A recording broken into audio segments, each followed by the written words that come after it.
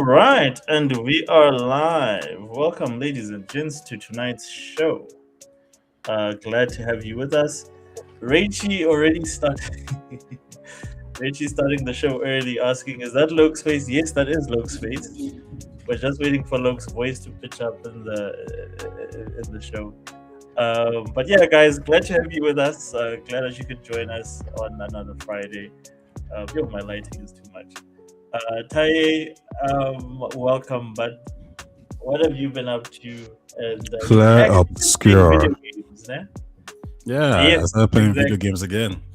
I was about I to say that tried you've actually been playing games, bro. Wow, I I'm tried so proud of you. Cyberpunk, that trash. No, I'm joking. I tried Cyberpunk. I wasn't really interested as much because I'm not really into open world games. I needed something a bit more smaller scale. Yeah, And Clear Obscure kind of ticked that box. From a art perspective, it's very limited. It's not like a huge exploration game. And the combat was fun, and the combat is fun. Like, I'm having a good time yeah. with the combat. The parries are good, the dodges are good. Trying to find out, Have you how mastered the to. parry dodge system yet? I dodge a good bit. I parry sometimes, and sometimes I'm just not. Like, it's just one of those things where you just, like, you're not there mentally sometimes, so you just like It's dodge instead. it's an Um, exact science, so I don't know what you mean. That bit, like, it's an exact Sometimes science. you're Right? focusing, and sometimes you just not. Listen, you have to play the game to understand that you're not going to catch every single parry, like not even, but probably like 95%. Sometimes you Really? just gotta, like, you just know yourself, like, you know what, I need to dodge here because dodge is easier, and I feel like my timing is a bit off. Yeah. But I was fighting this boss, and it got to the point where I was going to lose. And for me to, but he was about to lose too, but it was his turn to attack. And if I didn't get enough special abilities or special orbs or whatever it's called, then I was probably gonna lose. So I had to parry, and I had to do some damage to him.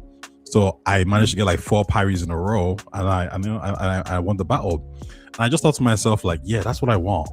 I want, like, strategic plays where I'm on the ropes and I have to use my brain. Obviously the parry system is a little bit different, but what I give this game credit for is, just like any other RPG game, you're gonna have to think of ways to defeat the enemies, etc., etc. So that could be potions, it could be strategy, tactics, everything.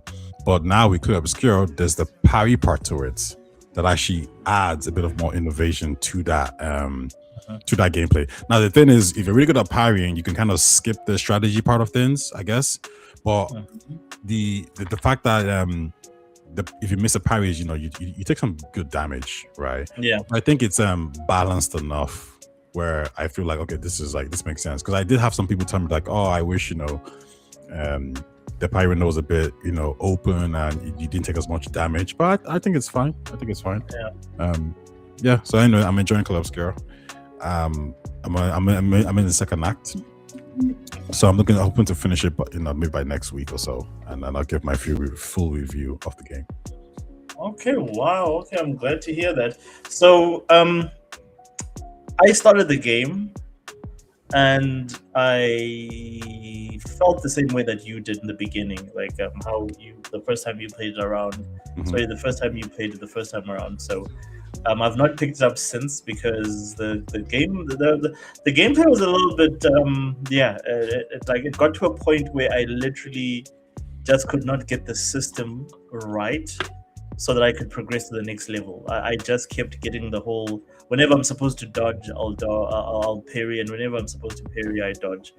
But I'll pick it up again because for the story, because You still haven't finished Clear Obscure. Oh, look who's here! Nah, I haven't yet. The You just prodigal started, Ty. son has returned. Ty, you just started. Osh's been playing this thing since last year. What's your excuse, Osh's? Huh? I have no excuse. I installed it. Like, I just stopped playing it after that. I just His had Game nothing Pass else money to ran play. out.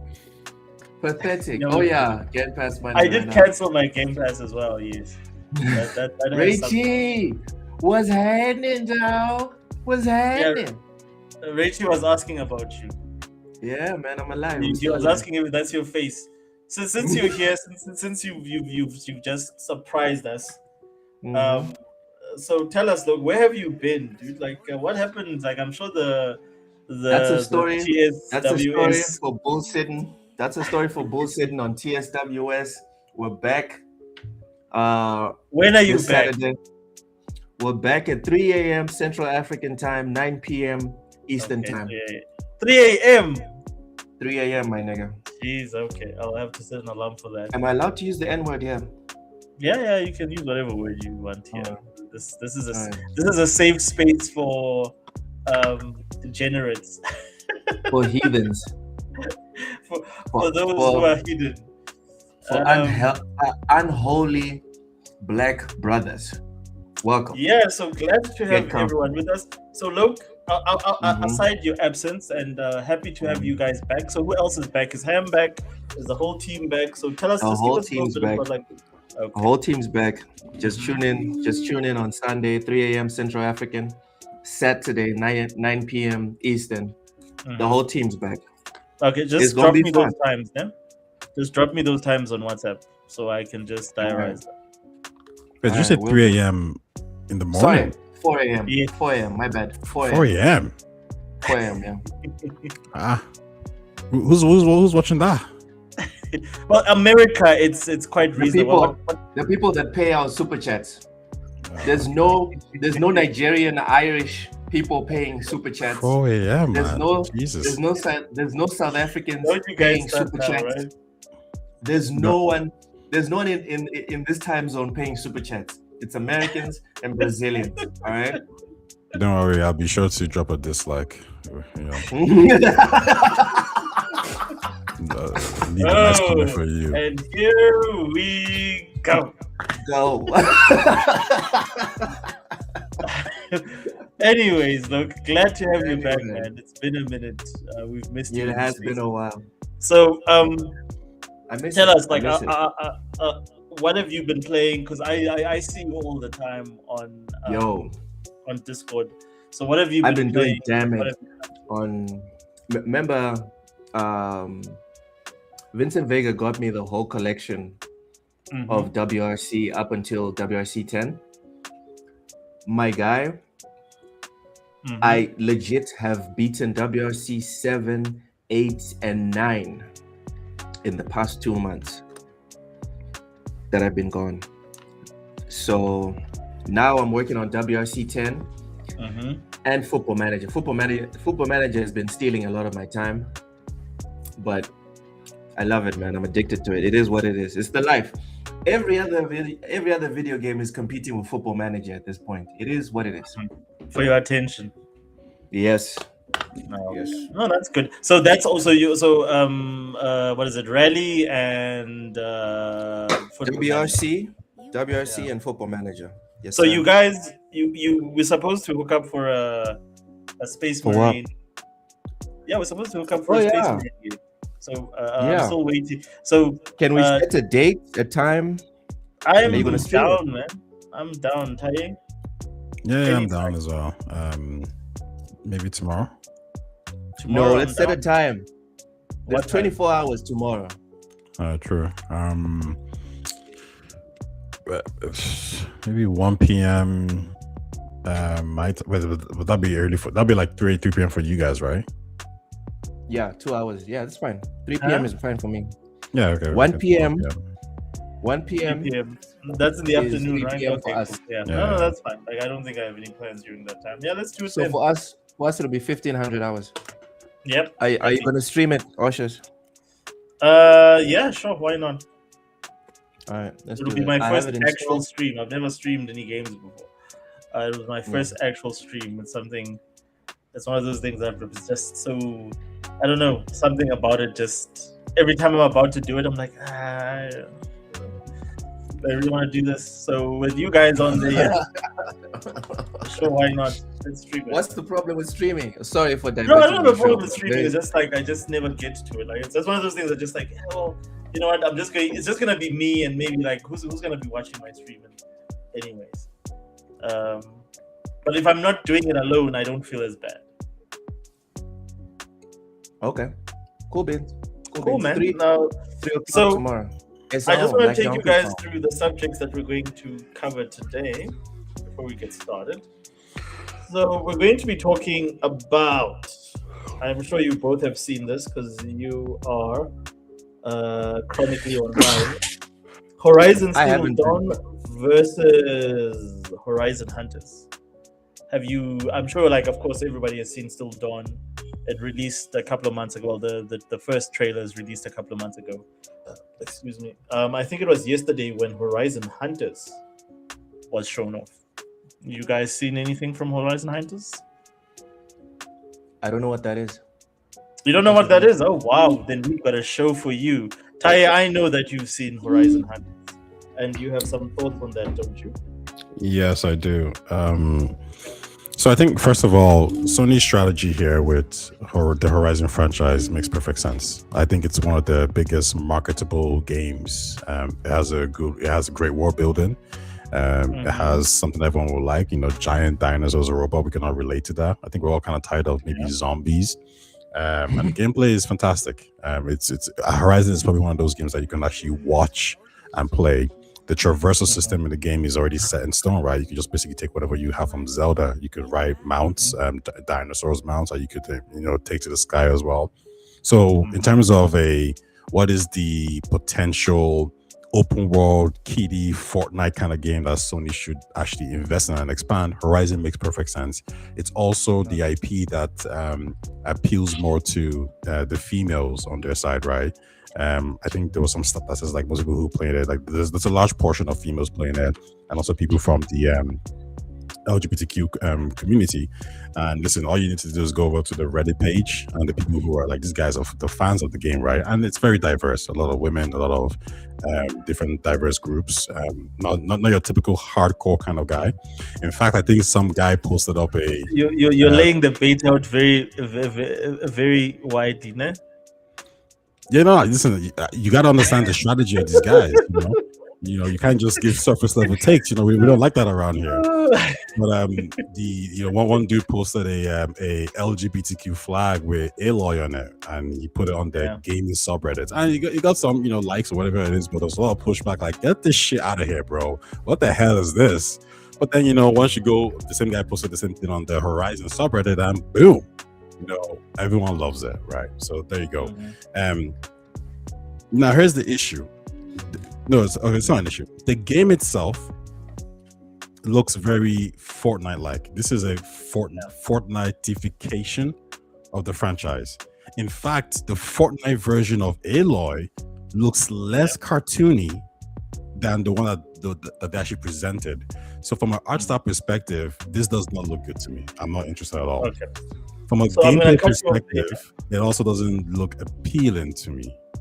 Yeah. So I'm going to cut you off there because we're going to get into that. I just want to go through these topics, and then you can then further just expand on that and on some of the the train of thoughts that you sort of laying out.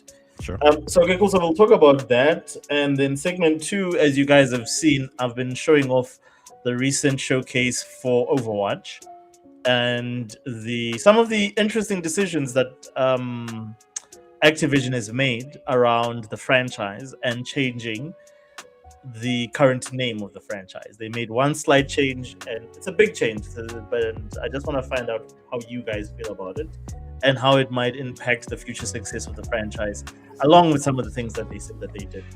And then I want us to talk business, because Sony released their financial results this week, and I believe Xbox's financial results were like 2 weeks ago. So we can talk around that and just have a look in terms of what's comparable, and you guys can give me your thoughts in terms of what does the future look like for both organizations based on where they are now, and just even on current performance. And there was some controversy around the numbers, because you sort of sent me a link that talked about who was this from? I think I saw it first from Destin, and then you sent me something where he was questioning the validity of the numbers shared by Take-Two, Strauss Zelnick, and the fact that they have way more consoles that they've accounted for in terms of what's out there versus what Sony and Xbox. Well, Xbox doesn't put out numbers, but what's estimated from Xbox and what Sony has put out in terms of consoles sold. there's a huge margin of error there. It's about 13 million consoles that are missing. So we'll discuss that as well. And we will also talk about some of the shows that have been announced. There's been some controversy about the recent announcement of the Baldur's Gate 3 series. Taya, you linked me something regarding that, and you'll probably talk us through that story. As well as the Fallout series has ended. Season 2 is done, and I'll give you guys my impressions of what I thought about the series. And last but not least, we will also talk about Henry Cavill. Since we are playing Warhammer, Henry Cavill is involved in making, I believe it's a series or a movie for Amazon about the Warhammer franchise. And some of the interesting decisions that he's been making regarding that. And last but not least, we'll also talk about Sophie Turner's Lara Croft. There's been some new video footage as well as pictures released showing her off in her new, her being Lara. And I would love your impressions on that. So basically, that's what we're going to be covering. Okay, cool. So we can get straight into it. So Taya, you were already deep in there telling us about Horizon. Your thoughts on Horizon. Yeah, so long story short, the version that's coming out for the PlayStation, which is I believe it's made by Guerrilla Games themselves, it's a Fortnite-ification of the gameplay, of the art style, and I'm not interested in it. What I do find very interesting is that the other game, which is I think it's called Frontiers, or anyway, it's the MMO version that's coming out on PC and mobile. It's Steel Frontiers, maybe. It looks more like Horizon than the actual one that's coming out on PlayStation 1. So Nexus or Nexo, I can't remember what their name is. They had their assignment properly. NCSoft, sorry. They got the gameplay more or less similar to what we know from the core franchise. They got the traversal. They got pretty much everything. Like, this is what I think most people expected the online version to be like. And if anything, the Fortnite-ification of the one that's come on the PS5 should have been the one on mobile phones. Now, one thing I will say here is that I think you do have to release two different titles. You can't have two multiplayer Horizon games. Number one, that's really going to be a problem. Number two, if you're going to do that, they need to be different. So one of them actually probably needs to be different art style wise. So I think it does make sense that one of them is more, Fortnite-like, and the other one is more maybe grounded in the Horizon universe.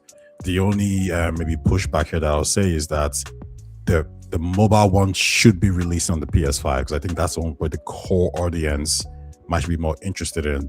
However, with that said, the core audience, I believe, are probably more interested overall in the Fortnite-ification one, simply because that one's supposed to be a co-op game with story elements, right? It's not just a kind of like a free-for-all kind of battle. So anyways, long story short, if you had taken the gameplay loop and the art style of the mobile game and put it into the PS5 co-op game, I think everybody would be happy instead. But right now, we don't have that. Okay. Luke, do you have any thoughts on the recently? Okay, so Luke, if you haven't seen it, let me actually just... I saw the trailer for Hunter's Gathering. And oh, you saw the trailer? Look, I'm trying to keep this. I'm trying to keep this podcast upbeat. What's happening to your music? It's fast forwarding and it slows down. Oh, it's the internet. Oh, okay. So here's the dudes from Guerrilla announcing the game. Do you guys want to hear the audio? We can already hear it. Yeah, keep it up. We heard many of you wondering about what is Guerrilla working on. And today we Okay, so mine is very low. Before we dive in, I want to be very Let me see clear if I about can one find the thing. We volume. absolutely love making single player games, and we're going to keep making them. They're a huge part of who we are as a studio. But we still But need next to to make that, more money. we also had this long-standing dream to try to do something different. Something Our own different. take This is how it on always how we starts. can explore the world of Horizon together. as a team. It's about of innovation, machine guys. hunters. It's not about the bottom It's something line. new, it stands on its own, but it's also still very much Horizon. Let's take a look at how this new journey begins. I see this new journey begin. Hold on, like, I mean, the way he phrased that, like, we can all agree that was okay. Of the old world. Sure, We can all agree what? That was okay, right? That was okay. Like, what do you I mean don't- okay though? Like, well, No, because right now I think they understand that, like, you know, gamers are a bunch of moan bags, and they're so entitled that if you don't say that, they're going to Do you just agree with attack that, you though? and cry. Like, of course they are. He's right. no, I'm asking He's Luke. right. Like, Luke, do you agree with the entire statement about gamers being entitled and No, being moan? it- What it's did you the say? same. Moan bags. Moan bags, yeah. Moan Yeah, They bags, was moan yeah, crying bags. about listen, everything. the context here, the tie, he's skipping over it because he wants me to bite onto his bait, which I won't. But the context the tie is talking about is that this is a single player franchise that is known for being just single player. Now they're branching off to something else, and they need to reassure their customer base the same way they would need to reassure the investors that they're going to do something for recurring customers, right? Because that's all this really is. We need a cash cow alongside the main thing, and if the cash cow grows beyond the main thing, they'll just do what Take-Two did with GTA and say fuck the main thing. The cash cow is making way more money than that. But until then, rest assured, everyone, we're still developing the next Horizon Zero Dawn. And I agree with that. I largely agree. Mm-hmm. Yeah, I mean, if I could pick at it, but that'd just be pedantic. So let me just say, I largely agree.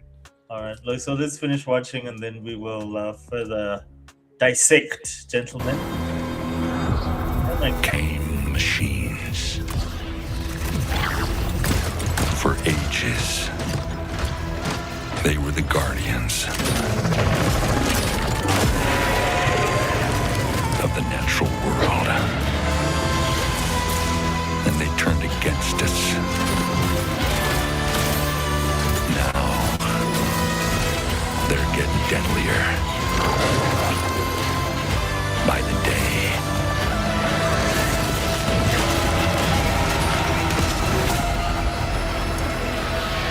Can I just say everything sounded cool up until that point? To me, like they had my attention, like the narration, the music, they had my attention until this point, and then of course it's the big reveal, and then they All across the land, people are dying. That's why our leader gave me this command. We have to fight back. And to do that, we need a team. Soldiers who always hold the line.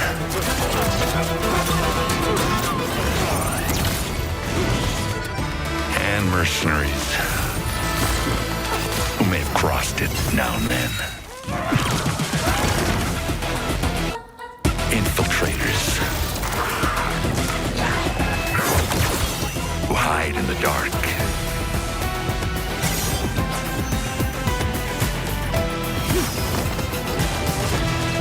And champions who shine in the light. Upstarts whose stories are just beginning.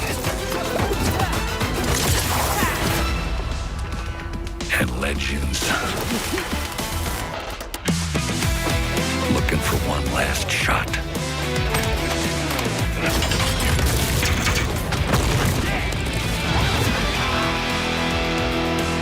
The last line of defense for those who need it most. Yo, can you like fast forward this to the gameplay? Made up of the greatest hunters in the land. This is Hunter's Gathering. What's your agony time? Yo, like fast forward, like we don't need to see this whole damn trailer. Like we really know what it looks like. Listen, that trailer, and look at those colors. Cinema, dude. Right? Here's my trailer. Cinema. Oshers, I'm so glad I'm not on camera. That trailer makes me want to just tell you guys, sorry, we're canceling bullshit and I'm done with video games. I'll come back next year. Oh wow, that's a strong statement. That's how that trailer makes me feel. Fast forward, you didn't want to see the whole trailer. I don't even want to see the gameplay. Like that trailer makes me not want to see the gameplay. So Ty, I take it you agree because you were the first one that says like fast forward, like you don't want to see this shit. Yeah, because it's not like because we've already kind of seen it. Like, you know, as soon as we saw the first 1 minute, it was quite clear what kind of game it was. And I actually wanted you to go towards the gameplay part of it because the gameplay is actually a lot more different from Horizon's actual core gameplay. It's more like arcadey. So I think they're clearly going for a very, very different audience here. Like that's just like known, and I understand why they're doing it. The only issue is I think this could have been the mobile game as well, as opposed to just the PS5 game, right? So we're looking at the gameplay. Yeah, so this is the gameplay.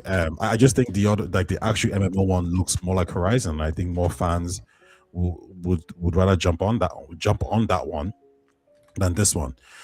But to be very clear, this like it's not meant for meant for us. Yeah, it's not what about you made an example. You said, like, for instance, someone that's like Loke, who's a father, would love, and who loves Horizon, would love to play this with, like, say, their son or daughter and introduce them to the series. My daughter, sure. My son is not losing testosterone playing this. But I think what's interesting here is like you know, Horizon, I think there was a data point that said that like a lot of females are buying Horizon, right? So a lot of these data points are all about like, you know, money plays or just like market analysis. They because put it this way, right? Sony didn't show us how the state of play because they know the kind of people who are going to watch that are going to probably dunk on this game, right? And you have all these people complaining about the game. But here's the thing that's interesting. Sony can say, yeah, but I watched your podcast, Loke and Ushers, and you were crapping on the actual core game 7 months ago. So now we're actually making a game that is adjacent to the actual audience, and y'all just want to crap on it? Like, you're not the audience. You're never the audience, right? No. I agree with you, Ty. I'm 100% down with everything that you're saying right now. This game this game is a reaction to the analytics. And as much as I might hate this whole franchise, this thing still has the franchise as a whole still has over 20 million copies sold. Ghost of Tsushima, it's actually 30 million copies sold as a franchise. So this is not something. Yeah, so this is not something that they should abandon business wise, dude.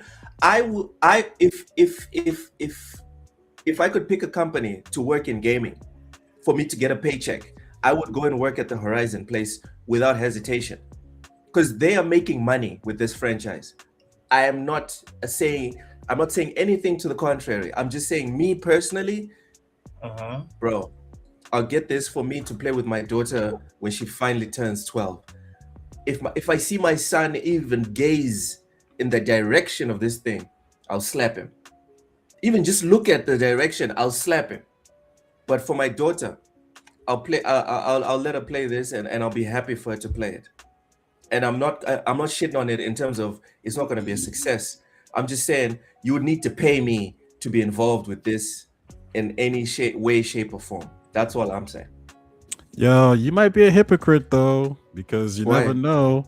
When Super Mario came out back in those days, we all played it. Very cartoony. When Mario Galaxy came out, we all played it. You know, so sunshine. And I would actually say this game at least is more combat focused. This is actually fighting. It might be cartoony fighting, but it's actually combat, which should, you know, actually make guys a bit more like, you know, testosterone heavy. Whereas Mario, I was 12. I mean, what was Mario doing? Like, he was jumping on mushrooms. Like that is so. I was 12.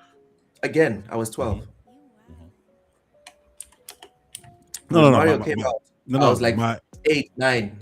Yeah, no. My point is like I'm looking at this game, right? And Yeah.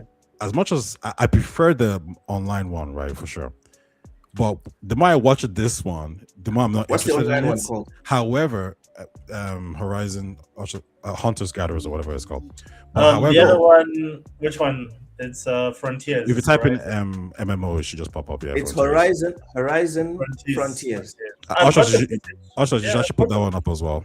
But like anyway, but just stay on this one. Like, change to that one. yeah, Okay, put it stay on that the one. point. Yeah, but just on this one itself, one thing I have noticed, like, because it is a co-op game, and I can like, if I had kids, I could see myself playing this with them. Like, I actually think it would actually be a good like game for like fathers or mothers and all that kind of stuff. So I am giving it. I mean, so well done to Sony for doing a smart business decision, and I think it was such a smart. Yeah, I just think it was such a smart decision that they set to put at the state of play. I'm not sure about the money making part. Like, I think it's early days for me to be able to say whether or not I think this will make money for. Ooh, Horizon Frontiers looks alrightish. It looks better. So it's on screen. It's better. It's this one's on the phone. Wait, the Frontiers PC, one is on the phone. PC and mobile, yeah. It's PC and mobile, yes. Fuck, I might get this one on Horizon Sleepover Online. Also, do you want to like fast forward a little bit more? No, Raichi, come on, relax. Wait, do we have to play as Aloy? I'm looking at gameplay on my screen. No, it's different people. No, and it's a chick. You can make your own character. I think you can create your own character. What do you want me to fast forward, Ty? Yeah, so we can see some gameplay stuff. You guys don't like the cinematics? I think the cinematics sort of set the tone, but I'll fast forward. Yeah, but we don't care. But we don't care about this universe. Yeah, I mean, like we've seen like a minute of it now. Okay, here we go. Here's gameplay. Yeah, there's gameplay. No, cinematics. Fast forward. You're really just making me. What do you mean? Just press the button like to fast forward. Like it's there, right? Shouldn't take too long. Just put it in, Ashes. Yeah, but I want to watch this. Horizon Sleepover Online. That's madness. I would play this. Like, look, I don't like Aloy. That's the main thing why I would never want to play. I'm not into the Horizon game. I think she's the most boring protagonist ever. So here's gameplay. If I could create my own protagonist, I would definitely love this game. Yeah. This one. Dude, like, it's the next Horizon This looks more like Horizon. It does, like graphically, but you don't have to play. The gameplay works. But you don't even have to the parry is very much Horizon. The characters look I don't know, man. You can tell that these are not characters made by Sony. But like I said, Horizon it could be Sony's answer to Monster Hunter, basically. Yeah. Yeah, but I mean, I'm just saying, like, this is not how Sony would design these characters. They would all look very for modern audiences. I'm not talking about these guys. These guys are just, Yo, man, I'm looking at some of these finishers on my second screen. I don't know, man. I'm down. I'm down for this. Like, this, I would definitely dabble in. This looks like a game. Remember that game? Remember that game you showed me? The one with like the nice characters. Yeah. If you take those characters and maybe that world and you give this gameplay, this Horizon gameplay, I think you got something special. I agree. Which game is this? I agree. Raven 2. Raven 2. If we make it till 10 o'clock, I'll play some Raven 2. I'm so out of the loop, you guys. Like treat me like a proper casual. Richie makes a good point here where he says smartphones are very powerful now. Forza Horizon 6 could easily run on a 3-year-old flagship. Now, maybe not even. I don't want to get into those details, but actually raises the question: why isn't Forza Horizon on a mobile phone? I have no idea. Like, it's an arcade. It's an arcade racing game, so you could it doesn't have to be like super manual. So somebody should reach out to Xbox.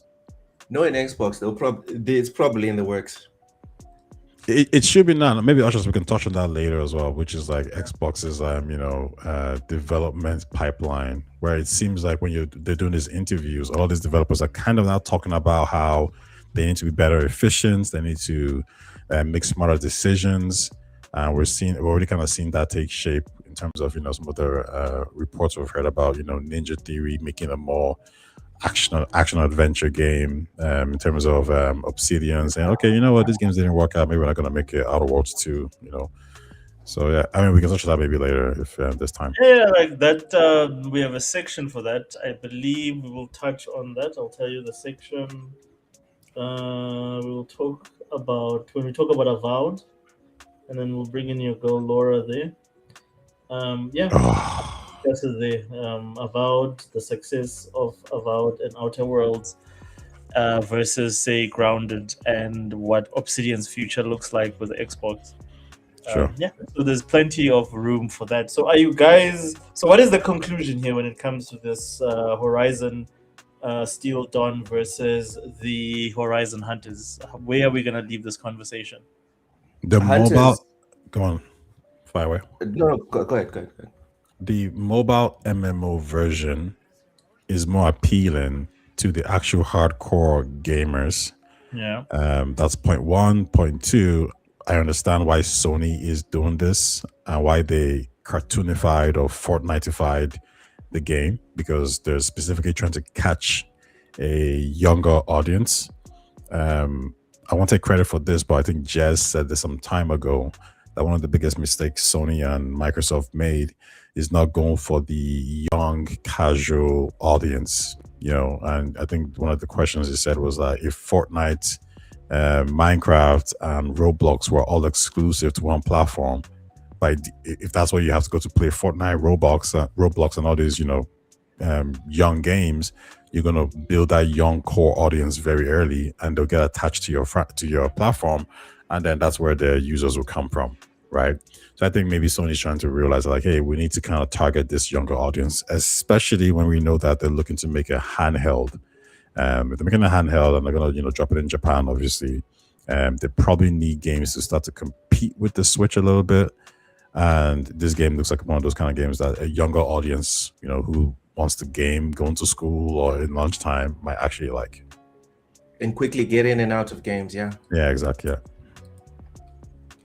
Dude, copy and paste what So Ty you agree, Luke? I am 100% down with what Ty is saying. Clearly, they know who their target audience is, and me personally, I think both games are going to be big hits, like big hits. This franchise is in safe hands. Both games are going to do very well. Me personally, I want to play Steel Frontiers, the Hunters Legends, whatever. It's got too much estrogen for me, man. Sorry. Okay, that's an interesting take. Certainly is a take. I don't know Obsidian, why the video. Obsidian RPGs are dead because they abandoned the incels by removing romance in their games. Listen, why you sort out your video? Why you sort out your video, Ty? I kind of agree with Oshis, with Raichi. Mm-hmm. What do you think? I agree with him. I don't think it's a material thing. I think they should have. You don't think they're going to make actual losses because they've pivoted away? No, I think there are losses, but like, for example, if Avowed had romances, I don't think the game would have sold that much better. I think the problem is, number one, the animation, not animation, sorry, the art style just wasn't good. Like, you know, it was just it was quite cartoony. So I mean, you could have cartoony romances, but it's like, I don't think anyone's going to be crazy for that. So that's number one.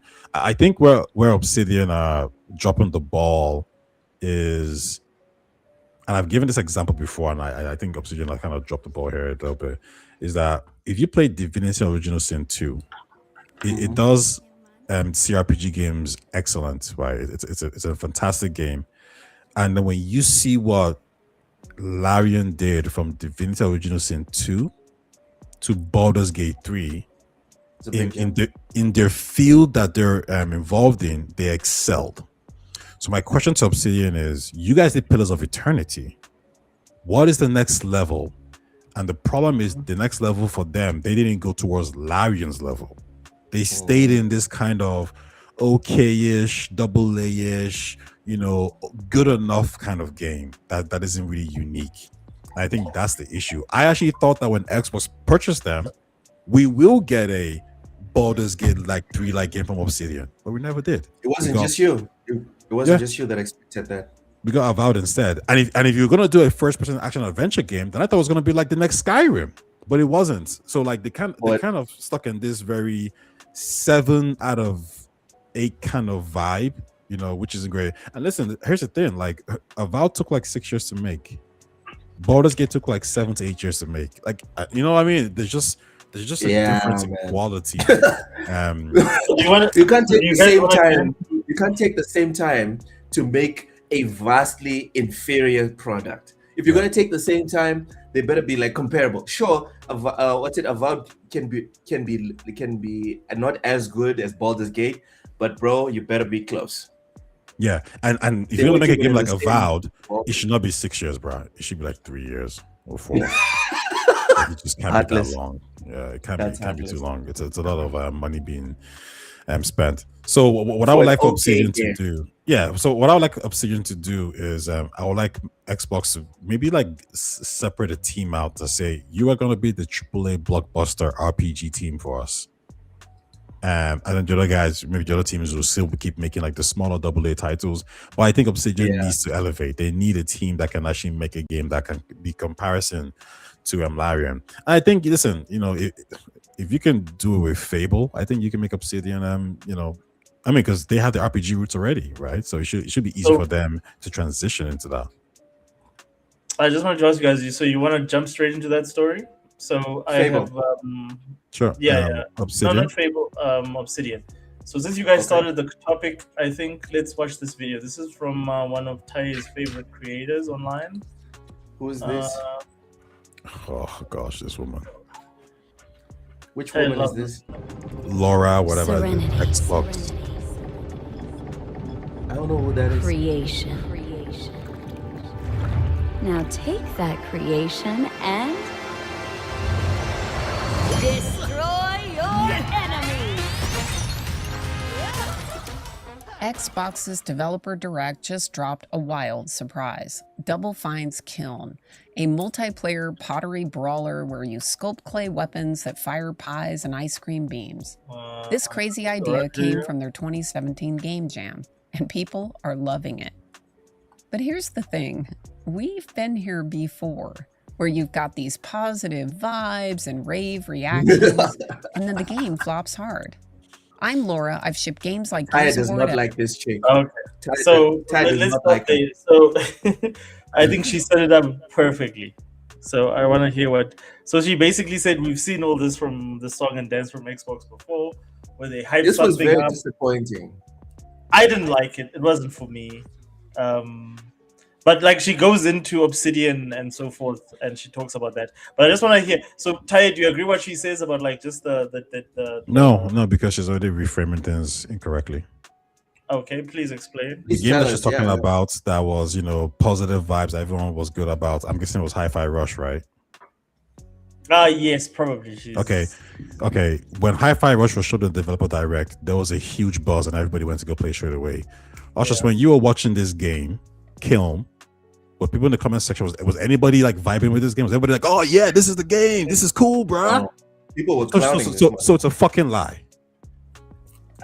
It's a lie. No, it's not. Like, look. No. It's a lie because it's a lie because if it fails, she gets to say, "I told you," just like Hi-Fi Rush. But the problem is everybody saw this and was like, "What the fuck is this? We don't want to play this shit." Okay, let's be fair. She didn't mention Hi-Fi Rush specifically. Okay, but which vibe is she referring to then with this game? It could be any, or like I'll give you an example. Last year, just to play devil's advocate, last year we saw Doom: The Dark Ages. We saw what is the game? Wait, was Doom a failure? Hold on, was Doom a failure? Yeah, it did bomb. It didn't meet expectations. We saw Doom Eternal did not meet expectations. No, it didn't. No, not Doom Eternal. Doom: The Dark Ages. We saw. It didn't meet expectations. Yeah. We saw, what was the other one? Ninja Gaiden. All three of them, lots of hype. People were excited, and all of them failed to meet expectations. All right, fair enough. I guess we gotta keep playing the video then to see. Okay, let's keep playing the video. I would also Xbox, point and out I that think like this is out the of all the bubble games in being action shown, again. this probably costs the Let me least to make. Yes, probably. Okay. But let's explain continue. why. The Xbox Direct was solid. The games look like they're making progress. They've had good dev talks, they even shared some ship dates. And for the game Kiln, the reactions have been extremely positive. People love the weirdness and the polish. It's This is off a to lie. a great start, which That's a lie. any game developer would be happy about. Okay. Must I We've stop? been here before, Do you want to and I'm elaborate? asking myself. No, keep going. We've been here before. Keep going. Okay. Hold on, Oshus. You said Yes, Doom it's Eternal. good. You said Doom: The Dark Ages did not live up to expectations. Yes, it did fail. We're talking about ratings. We're not talking about sales. No, I'm not talking about like. It means sales. talking It about means, finance. like sales and play. Like actually, I think the best word is revenue. Yeah, it didn't meet the expectations of like what Microsoft expected of it. Revenue expectations. Is that what you're saying, Oshus? Yes, compared to the previous Doom games, in terms of sales, in terms of like. So look, it broke record for the most players first week or something like that there. However, in terms of overall actual sold, if we look at like for instance how much it sold on Steam compared to its predecessors, it's the worst selling one. Okay, so the Doom Eternal's peak got to 100,000 concurrent. Dark Ages got to 30,000 concurrent. But Doom Eternal stayed in the top 10 for sales of physical copies. Okay, so take that with a grain of salt. Sales of physical copies in the UK for 5 months after release. Look at the total sales. Okay. Let's carry on with this one. I'll keep playing. Yeah. His favorite. If this is once again that bubble in action, where you have award nomination, rave reviews, but the game itself is a financial flop. A game that is a media darling that ends up with no real audience. Kiln looks cool. You sculpt shapes on this wheel for different abilities, like the throwing of pies, which plates, I guess, can do. And then you've got these ice cream beams, megaphones, all these maps that have these secret paths that maybe only certain shapes can access.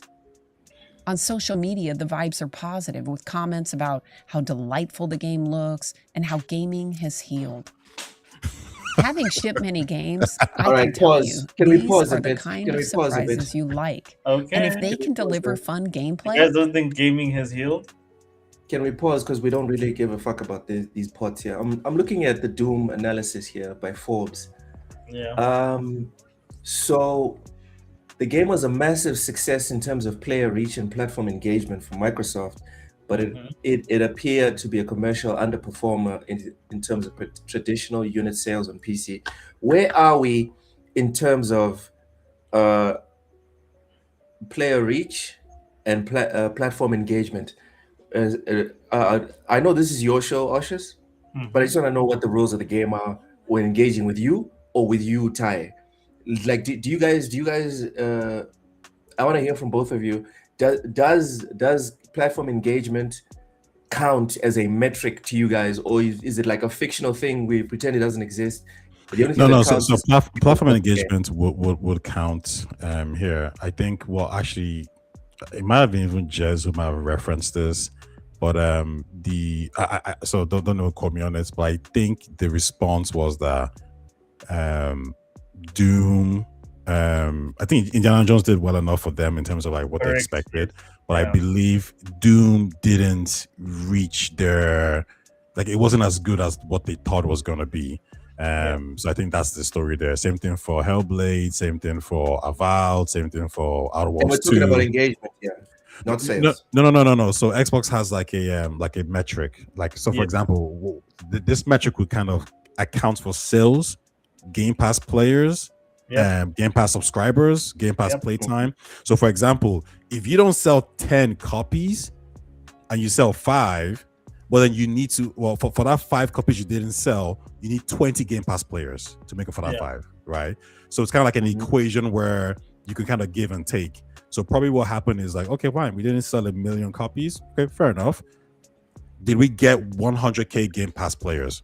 Okay, no, we only got 80. Okay, that's a metric that failed. Do you get what I mean? Understand that. Yeah. Ty, I understand that. That's why I didn't bring in Jazz or anyone else. That's why I want to get your guys' specific take on this. Let me put it like this for you. According to this Forbes article, the game was a massive success in terms of player reach and platform engagement, but it was an underperformer in terms of traditional sales. So forget what Microsoft said. Actually, no. Let's include what Microsoft is saying because they're the ones to give us the numbers. But what is your guys' overall picture or view of what counts and what doesn't count as success in this specific context? Well, the bottom line is like Obsidian recently came out and said that the 30% that is being demanded by Microsoft in terms of like you have to make margins of 30% from their games is based on their games not performing well, right? And you have to put that into consideration when you talk about, like, for instance, how they expect their games to perform. So it's the same reason. So sorry, he specifically mentioned the fact that it's the main reason they went multi-platform. So for instance, when games like Gears of War Reloaded don't sell on PlayStation, it sort of says that, like, well, that strategy is not working. Or it says that, like, you guys are not doing enough to make sure that we sell games on, say, PlayStation. So on Xbox, we understand that we are measuring player numbers. But on a platform like Steam, where we sold a ridiculous amount of copies before, and on a new platform, well, not a new platform for them because this game was released on PlayStation. Even on PlayStation 5, the previous Doom Eternal sold better. So there's a huge emphasis when it comes to Microsoft and how they measure their success on sales. The player engagement numbers are good for measuring, like, for instance, the Xbox platform specifically. But on platforms where they are paying to publish, they want to make sure that they get their money's worth. And that is PlayStation and that's Steam and all these other storefronts, which the sales didn't materialize. The game only sold 800K in terms of sales on Steam. Well, that's the number of lifetime sales, I think, across the board that I saw was like 800K versus like 5 and 8 million from the previous game. Okay. So in your opinion, traditional sales are the ones that we should count with? No, it's not a one size fits all solution. It's that they're looking at all those metrics. The whole thing. It's the whole thing. Okay, so for you, so would it be fair if you consider both? Would it be fair to not say that Doom the Dark Ages was a failure because it was a massive success in 50% of what it's supposed to do, and then it failed in the other one? Supposed to do? It was a massive success in terms of player reach and platform engagement. The issue was with sales on PlayStation and on Steam. But in terms of player reach on the Xbox platform, because on the Xbox platform and platform engagement, because of Game Pass. But like, let's just be very specific. So yes, so it would be the Xbox platform, that's the PC, and on Xbox. Yes, I'm sure they were happy with the numbers, but they were not happy with the numbers because, again, like, on Steam. On Steam and on PlayStation. And what I'm saying is, if this is a matric exam, Doom the Dark Ages did not get like a 20% score, which would be a flop or a failure. It got a 50% score. Scores? No, I'm talking about you calling it a flop. That's all I'm saying. I'm not calling it a flop. I'm saying for Microsoft and for ID Software. It was an underperformer in terms of traditional sales. So how are they measuring? Like, again, like the way that you're saying that is like, yes. So tell me, what is the metric? So what are they? And again, this goes back to my initial question, Ty Oshus.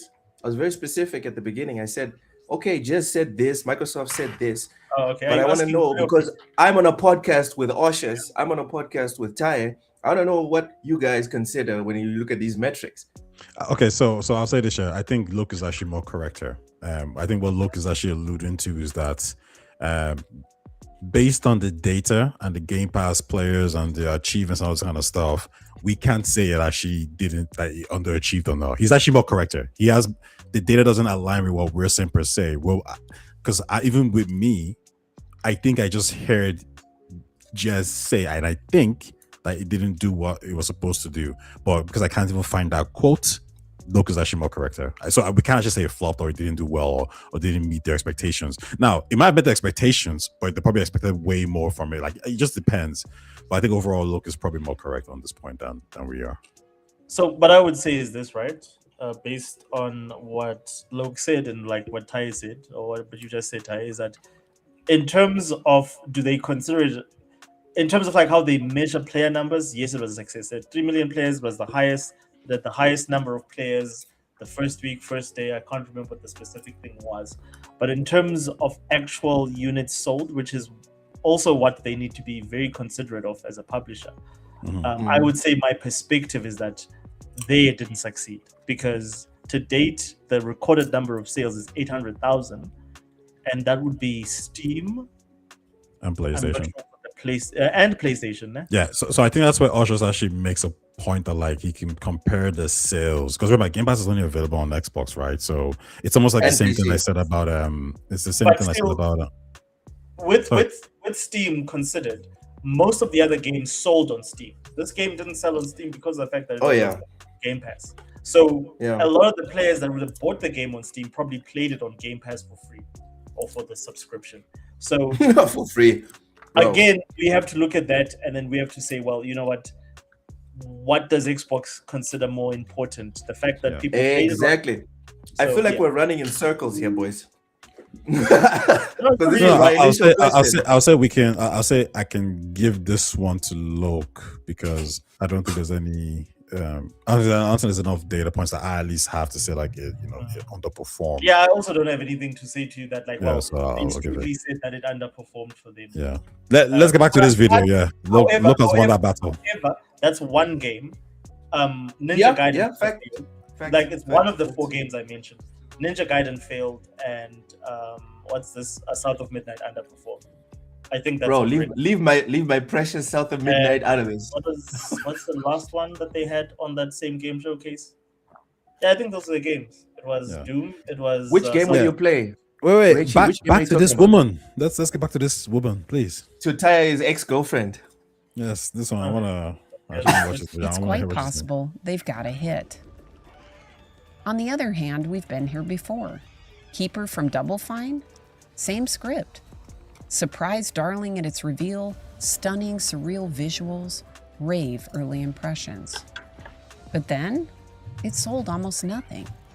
Peak concurrent players on Steam, 191. Estimated sales, maybe 14,000 units. And that's at a $30 price point. So if you do the math, they made maybe $320K in revenue. Well, that's really solid for a small indie team. But what about an Xbox studio with 40 people? Let's take a look at just the cost of the team. You had roughly 40 people, and that was just on the internal team, and it was in development for maybe 2 to 3 years. Well, at Xbox, you have to figure about $200K per person per year in total comp, and that's their salary and their stock. It's kind of everything. Well, that's roughly $20 million just for the team. And they didn't even come close to that number. And of course, that's not including all of the other costs. To break even at the $30 price point, you'd need to sell at least 670,000 copies. Yeah, well, here's the lighthouse with legs. And that's how he pitches it.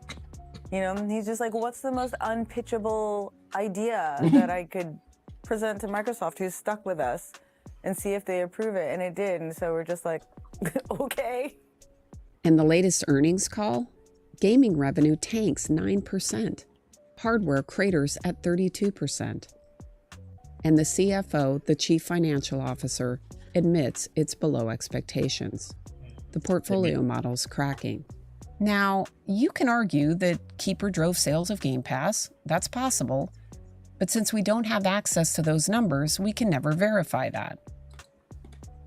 You can also make the case that Xbox never bought the Double Fine studio with the goal of making a profit, which may also be true. I feel coming down to the wire.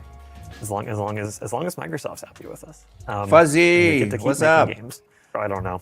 I hope people like it. I feel like we made a great game, and I'm happy with that. I know some people will like it, and some people it won't be for them, and you know. That's funny, Fuzzy. I don't really. Welcome, Fuzzy. Glad to have you with us. You do want to connect with someone out there. But the acquisition was in a different time. In 2019, Xbox hadn't bought and shipped Black Ops 7, the worst performing Call of Duty in the modern era. And if the rumors are true, Xbox leadership is now pushing for a 30% profit margin across its entire gaming Which division. Obsidian confirmed. That's going to be very difficult to hit when you have games that are losing millions of dollars. Somebody has to pay the bills or the internal pressure goes up. But the pressure around profitability isn't new. Our P&L said we were going to lose $2 billion. Sorry, wait, can you go back maybe a bit later to on somewhere way down the details? road we'll make money. When I worked in the Xbox team, or the internal pressure goes up. But the pressure around... Where do you want me to rewind to? When she start talking about Keeper. Profitability. Where? Keeper, like when she started talking about the game. When she was talking about Keeper. Yeah. Do you want me just at the beginning, the middle? Yeah. Okay. Where she was talking about her numbers and how Keeper had. Oh, jeez. He's done his That's research such already. A long time ago. He's about to That's the debunk cost her of the ass. team. No, I think she might be right 40 here. people, and that was just on the internal team. And it was in development for maybe 2 to 3 years. Well, at Xbox, you have to figure about $200K per person per year in total comp. And that's their salary and their stock. It's kind of everything. Well, wait, pause that's a second. Roughly $20 million Pause a just second. for the team. And they didn't even come close to that number. Pause. 20 million. That's a lot of money. 200K per person. That's ridiculous, bro. Nah, I don't know. man. I can't argue for or against 200K that. per person. Dude, she's pulling that out of her ass, bro. I'm sorry. I'm gonna need to see some documents or something. Yeah, that doesn't A seem leak. right at all. You think Oh, everyone I in don't know. game I development don't know makes enough about 200,000? Microsoft to be able to actually tell you. No, Oshers, what fuck the- Microsoft. Fuck Microsoft. Oshers, do you think everyone in game development is making 200,000 US dollars a year? Just ask AI, like how much does the average, and be specific, talk about like Double Fine and whatever. It should be That's able not to a give you an problem. amount. That's not a problem. I can do that in 2 minutes. Like Keeper costs Same 20 for us. million to make. That seems a bit. 20 million to make is already like fucking insane. No. Oh, she's saying that's the team cost alone. And like, of course, she's saying this. No, wait, but what does she mean team cost? Like, if like, does she mean everyone in Double Fine? Because not everyone made this. Like, not 100 people made this game, right? In the same No, way, she's saying the people that worked on the game. in the she same way counted. how for Grounded, it was like what 10 people, 15 people. Yeah, or she's whatever. saying the people that she counted the number of people that worked on the game. Oh my god, she might be onto something. Software developers working for Xbox earn between I mean, it doesn't. It 140. wouldn't surprise me. They earn between 140 and 207,000 annually in total compensation, depending on the specific Yeah, role. that's and what that's their experience level. C2C. To me, that makes sense. Christ. Wait. Instead of that, ask just for like be more specific. Ask for Double Fine's salary. All right, C2C. fine. Ask Double for Fine. C2C. C2C. What's the difference? Total What's the company. difference? Because Okay, sometimes hold on. salary will look at gross and net and not look at cost to company. That's your benefits. What happens if you get fired, if you get retrenched, all that stuff. That's what C2C encompasses, everything. Specifically in Double Fine. Specifically, I would say Microsoft. I put Xbox already. Yeah, if you say Xbox games, that's pretty much because no one will allow. They don't have a union, but like people talk. Like no Yeah, one will- parity. Yeah, you need to have some sort of parity. Okay, Correct. let's see. Hold on. Christ, it's the same thing, boys. Between 120 and 207,000 per year for standard software roles. Christ in heaven. I think I'm gonna start studying to become a game developer. This is nuts. Okay, fair enough. But it's a very it's a shitty industry to work. Okay. Let's pause. No. Pause. So there's a breakdown here. Base salary ranges between 100 and 150,000, and then you have annual bonuses and stock options, indirect benefits. Okay, so her numbers are off. It's not. No. Her numbers are not off because she mentioned all those things when she was talking about that 20 million. I can go back where she says that. Go back. It includes the package and everything. Okay. So the point is, knowingly knowing that things like annual bonuses are not consistent and they're not. There's no parity. Pause. Can you pause the video? There's no parity in annual bonuses, stock options, or indirect benefits. These are all things that every individual has to negotiate with the company. So if you're going to do a fair assessment of cost, you have to remove the things that are not static and only look at base salary. Yeah, but that's the thing. Like a C2C dude has to be like, you can't do people in. Like you can't have a person getting like a 35 to a 50% more than X person doing the same role within the same base salary. In base salary. Yeah, including bonuses. But like this is like these things are all annual standardized. Bonuses. No, like dude, like they don't negotiate annual bonuses for teams individually. Like no, unless but the problem is we don't know. Should we check to see how annual bonuses are doled out in Xbox? Yeah. Just play the video. Let's see how she put it down, and then let's compare because we can get lost in that minute. % per year in total comp, and that's their salary and their stock, and it was in development for maybe 2 to 3 years. Well, at Xbox, you have to figure about $200K per person per year in total comp, and that's their salary and their stock. It's kind of everything. Well, that's roughly $20 million just for the team. And they didn't even come close to that number. And of course, that's not including all of the other costs. To break even at the $30 price point, you'd need to sell at least 670,000 copies. Yeah, I know that this section. With legs. I know that this section was supposed to be Ty losing it at his ex-girlfriend. I'm the one losing it right now. I could present to Microsoft, who's stuck with us, and see if they approve it, and it did. And so we're just like, okay. In the latest earnings call, gaming revenue tanks 9%. Hardware craters at 32%. And the CFO, the Chief Financial Officer, admits it's below expectations. The portfolio model's cracking. Now, you can argue that Keeper drove sales of Game Pass. That's possible.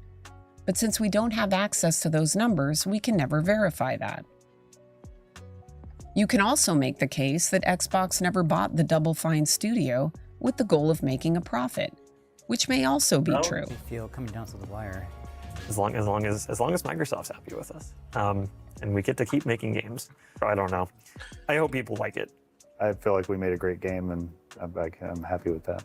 I know some people will like it, and some people it won't be for them, and I don't really care. You do want to connect with someone out there. But the acquisition was in a different time. In 2019, Xbox hadn't bought and shipped Black Ops 7, the worst performing Call of Duty in the modern era. And if the rumors are true, Xbox leadership is now pushing for a 30% profit margin across its entire gaming division.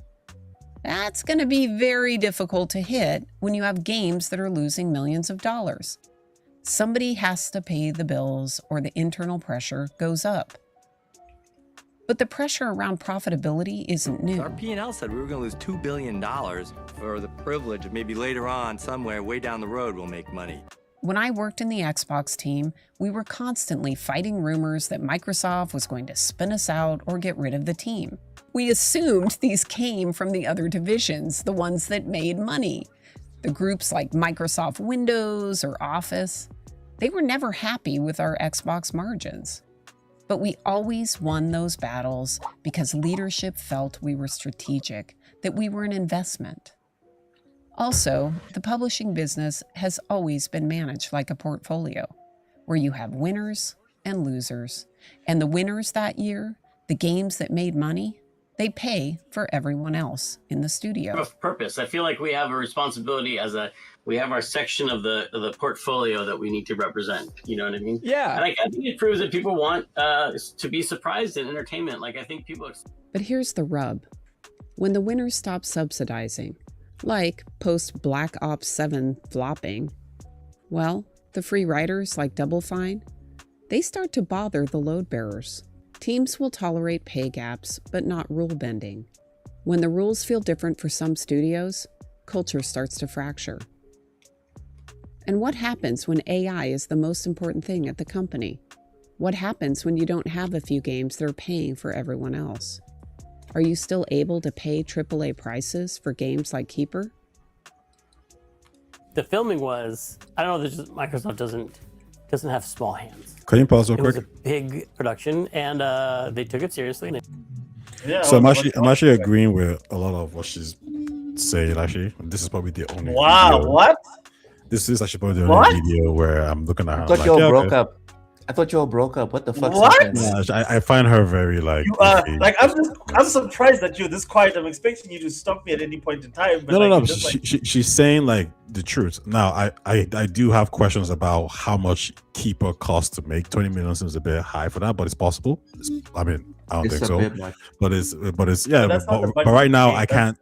Right now, I can't refute it, and I haven't played Keeper enough to actually look at like how the game works. Like, does the game look like a 20 million euro game or whatever? So I'm not trying to talk about that too much, but I think her overall sentiment, I agree with. Minecraft, Call of Duty will help bankroll a lot of these like smaller titles that are not really profitable. I don't think Microsoft are changing their stance on profitability. With these games, right? However, a part of me, or what I've argued before, is that games like Keeper and the new Kiln game, those can exist within Microsoft because I don't think they're actually. I always thought that they weren't actually a burden financially on Microsoft. Like, they're just small projects that don't actually they don't even register in their books as well. So I don't think they care too much. Now the question is, are they going to look at Keeper and say, well, how come Obsidian is making Grounded with the same budget and they're fucking making us lots of money? Like, where's your version of this? So I do think there might be a pressure on them from that point of view. And just real quick, I would actually say that Kiln might be their version of that, where we're making a live service game that is multiplayer focused, that's creative, and you might argue that Kiln might actually bring in more money overall than Psychonauts 2 and Keeper. So that's my so it's possible. I have a bit of pushback for you on the whole Keeper thing. The thing is, you have to continue making things like Keeper. Universal Studios, it is not a viable business plan for Universal Studios to sit there and say every movie that they make needs to make a 30% profit. They're going to shut down very quickly. Or they won't make any movies. They'll just make Fast and the Furious and whatever other big tentpole stuff. They won't make anything innovative ever again, because the only things that will guarantee you the 30%, and sometimes thanks to Call of Duty, right, floundering right now, not even Call of Duty can guarantee you the 30% profit. So it is a big mistake to sit there and take off each and every single one of their of Xbox, PlayStations, or Nintendo's failures and be like, this is a reason not to continue to try weird things. Yeah, I agree. Well, I'm not in disagreement with that. So the only thing I wanted, before I lose my train of thought, the only thing I wanted to ask you in regards, but it was basically going to be around the financials, specifically in terms of like, oh yes, I just wanted to point out that like, so basically what she's saying is that like, if everyone, like based on what Loke said, if everyone, like for instance, if you look at the package, this I suppose encompasses from the QA tester to the designer to like people that work on software and design and engineering. If those people are looking at something from a package from about like 140 to about like 200, that is what she's factoring in, is that like, even if you're not making a game, you're still drawing a salary from the company, right? the game's budget might be 50 million or might be 5 million, but if your package is 200,000 and there's a team of 10 to 20 people that are all have a package between, let's say, 140 to 200,000, that needs to be a consideration. You guys agree? Well, I agree, but I don't agree with the conclusion. The conclusion for me is that she's coming to the conclusion that every single game pays for itself. But that's not the truth but of that's it. not what she's saying, though. She's saying what you said before, that like a lot of these games rely on bigger games to carry them because they can't pay for themselves. They fit a specific, unique part in the portfolio. And as far as they represent that part, no one is going to complain until the big money makers don't make money anymore. And they're like, oh, hold up, then why are we held to a different standard than those guys who don't make any money? That's fine. That's fine, Oshus. People can not everyone is happy at their office job. No one quits because they're unhappy at their office job that pays them upwards of $150,000 a year. Happy. Okay? So it doesn't fucking matter. No one is leaving COD. No one is handing in their resignation at COD because what? Very simple. So the COD guys can kick up a stink to say, well, you know what? We don't think that this is like, and you can do this within the organization, especially if these are known things or these are things that are communicated somewhat openly. Yeah, they have a case to say, well, why are we being held to a different standard when we've performed, and even when we underperform, we still make the company money. These people have never made that company money, yet they get to sort of like go on making projects, and then we get to be penalized, etc., and lose our bonuses.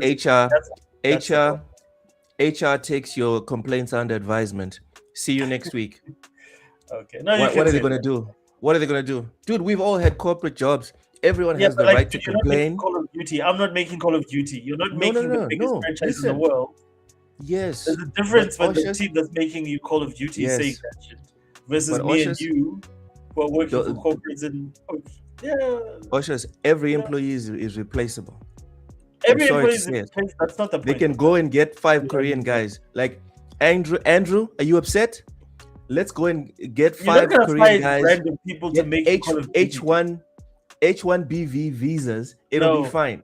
No, you are just expecting people that make games. You're not just gonna pick up people that are gonna be able to build you a Call of Duty off the sidewalk of the street. That's the thing, Oshus. You're not gonna find people that are gonna make you a you are making it sound the road, brother. That's you're what making I'm saying. it sound. That, like, you need to. I understand what you're saying. Yeah, I'm saying like, but you're making it sound like they're all gonna leave. No, I'm not saying they're all gonna leave. I'm saying 4-5 hard heads are going to leave. No, the rest of the team is gonna stay there. No, but listen to what I'm saying. I'm saying the moment the guys who have the pressure to make the tens of billions in the company feel like, you know what? Why are we making the most money yet we have the most pressure? These guys never have to fucking deliver because we carry them. Like if I was a top earner for an organization, whether it's sales, like I've worked in sales, like in retail, in call centers, etc. Like the guys that are carrying you, they have the final say. If they say fuck this, like we are the ones that at the end of the day, if you look at that bottom line, we did that. Yet we are the ones that are consistently under fire versus these people that never deliver you anything. Who do you think the person who's looking at the bottom line is going to listen to? Double Fine and the fact that they make nice whimsical games, or the guys that make you Call of Duty, which makes you hard dollars?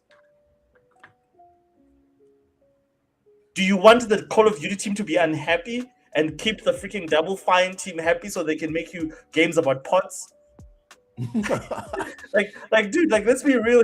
Nobody, and that's all I'm saying. Like look, is that that's the issue, is that as long as they're happy, like let's say as long as Call of Duty is doing well, as long as the big franchises are doing well, no one cares. But the problem with people become very petty the moment now they have to go to a performance discussion for Call of Duty and like, well, you guys didn't meet our margins. We expected 10 billion, you guys only made 5 billion. I'm gonna feel some kind of way if I'm being judged for making 5 billion for the company, and these guys have made fucking what, 300,000. I think there's. I get what Oshus is saying, but I don't think Overwatch's gonna pan out that way. I think different teams have, for example, I don't believe every team has a mandate of making 30% margin. I think it's about trying to get to that, but some teams it will be a lot stricter. And I think the more money you ask from them, the more they're going to demand that, right?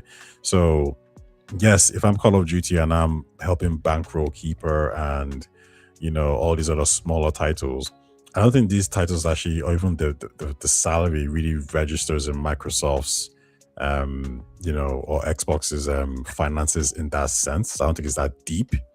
However, if you're taking, I don't know, 100 million to make a game, 140 million to make a game, 8 years, we're gonna 7 years, whatever it is, we're gonna expect some level of return. So, for example, if Keeper underperforms, yeah, whatever, write off, right? If Fable underperforms, that's going to affect their margins and their profitability and revenue way more. So they care about that. I don't think Keeper's a write-off. To be clear as well, the in 2025, the Xbox Game Pass by itself, just Game Pass by itself, brought in 5 billion, nearly 5 billion.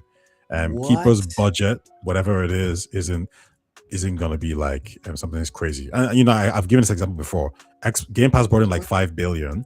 EA as a company brought in 7 billion, around the same price.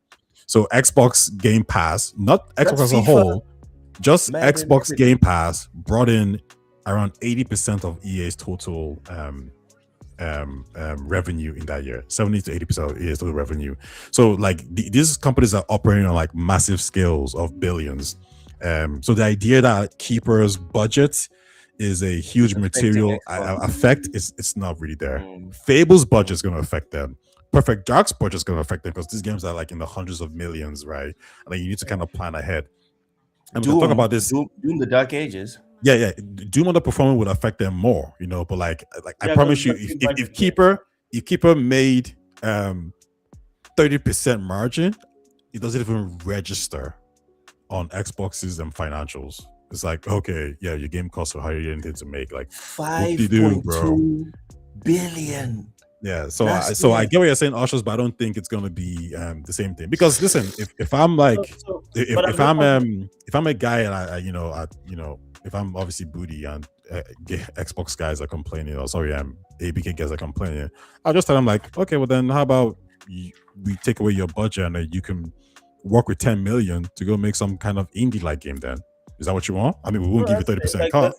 That's a fair response. But like, I'm just saying, because like, and I'll see if I can't find this article, because that was already a problem. Like when the guys from Activision joined Xbox, that was one of the things that was rumored to be a huge issue, was the fact that like they were saying, well, you know what, currently we're getting compensated because of the fact that we make games across platforms. So you're saying now we're just going to be benefiting from one platform. That means our bonuses are going to be smaller. So yeah, all I'm saying that issue, yeah. Yeah, so like all I'm saying too is that the individual employees, dude, I'm not talking about like in terms of departmental, I'm talking about the employees and the people that run those teams. They're going to say, well, we are being treated like to a very different standard in terms of like what is success and what is failure. Because you can always use ratios to just like, you can have 100 million budget. I can have a 10 million budget. But like in terms of a ratio, how much did I make back? Those are things that, and I don't know how Microsoft. I just kicked my mic over. Like I don't know how Microsoft does this. I don't have the answers. All I'm just saying. And that's the rub. You don't know. She doesn't know. We're all assuming. Exactly. That's my point. Is that like just from corporate in terms of like working in different, departments. I have seen that like the people that carry you, the people, and my main background is mostly in financial institutions, and operations is always the kids that when they make a noise, everybody else has to listen, because operations are the ones that ensure that you meet your bottom line almost every month in, month out, and then that translates to yearly. So when they have issues in terms of like, listen, we don't feel that like we've been giving a fair cut of the slice, that's when you see problems, and then that's when management listens, because they know who's bringing in the bulk of the bacon. That's all I'm saying. Yeah, but me and Ty, I think we're on the same page that I don't think the Activision guys are sitting there worried about what's happening at Double Fine. Okay, but let's move on then. Like, do you want us to finish this video? Let's finish the video. Hold on. I just want to comment to what Rachie said. And it's like, it's just for this little game. It's just for this little game about pods. I just want to comment on what Rachie said. He says, go check how much a Californian game dev is paid compared to a Japanese and Chinese dev. California is a scam. Japanese and Chinese games are cheaper to make and make more money. Cautious. Every single game developer, and I hate to make this political, but I'm going to do it. Every single game developer that's a Democrat better be thanking Donald Trump. I have no opinion in this. I have no opinion. Because Rachie just brought up a very important point.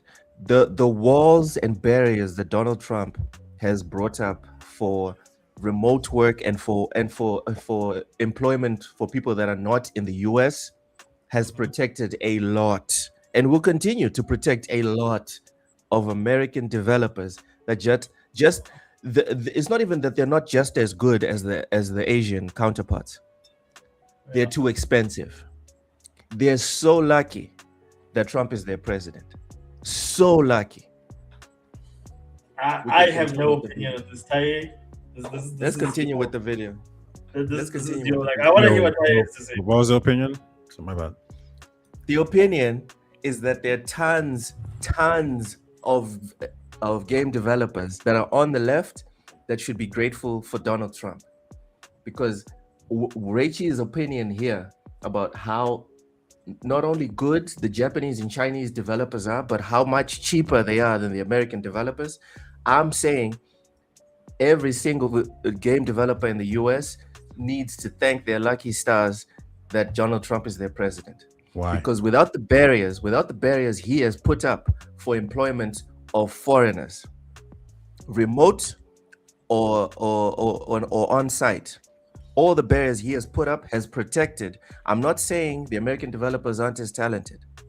I'm saying what Donald Trump has done has protected a lot of developers in the US from competing in terms of money-wise with the Japanese and the Chinese developers. Because the Chinese developers, the Japanese developers, the Korean developers. Wait, what do you mean see barriers? What they're doing over there. What are barriers? I'm saying you don't have to pay $200,000 US dollars a year to a Japanese, Korean, or Chinese developer, and they'll give you the exact same quality or even better. And we see it because we see their game. No, but what has Trump done? That's what I'm saying. Trump has shut the door on foreign employment. Okay. That's why I'm saying they need to be grateful, because he has made it very, very hard and also costly to employ people that aren't in the US, whether it's remote or on site. That's all I was saying. Thank you for bringing up the point, Rachie.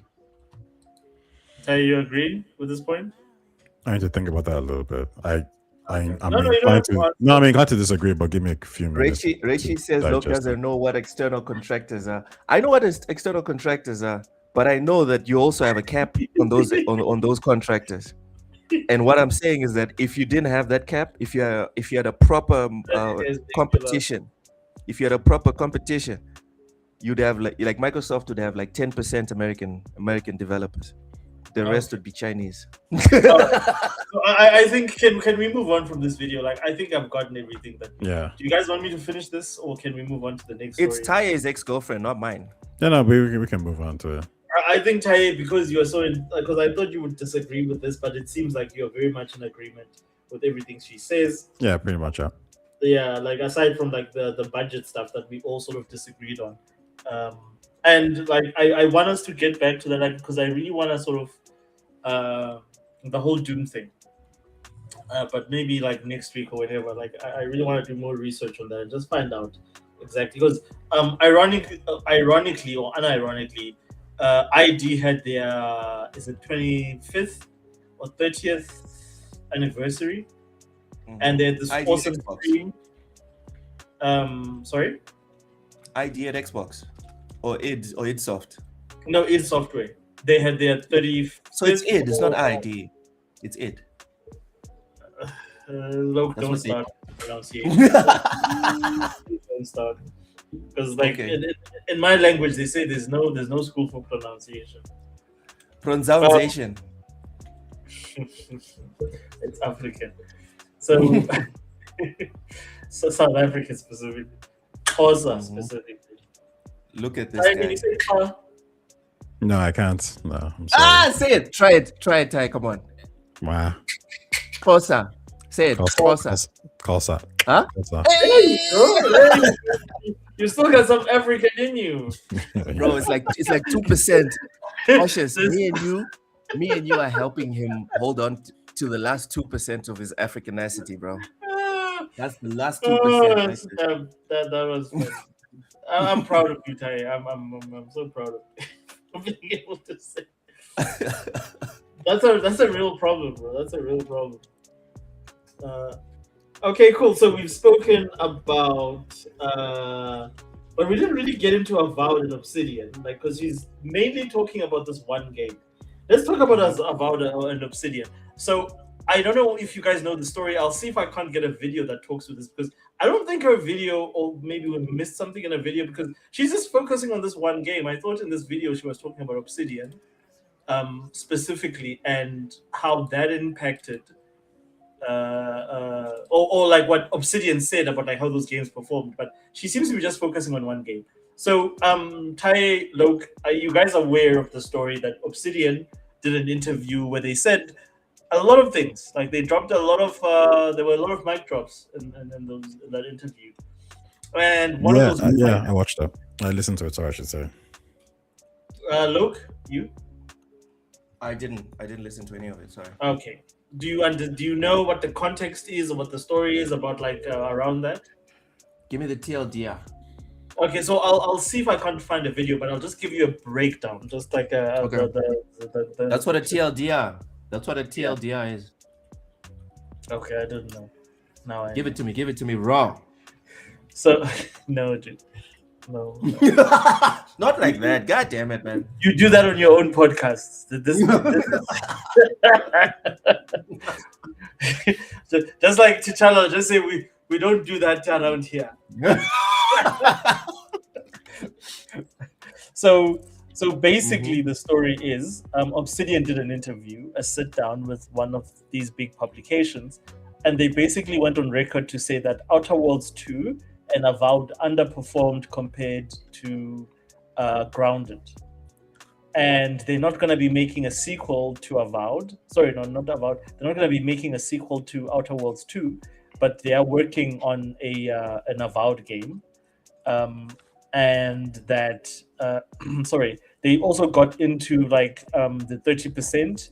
Sorry, they also made a claim, whoever was being interviewed made the claim that the reason they went third party is because of the fact that Microsoft was demanding the 30% from their studios. So that's why Microsoft went third party. This is from Obsidian. There's a couple of things I'm probably not remembering. That's why I'm going to get a source or someone reporting directly on that.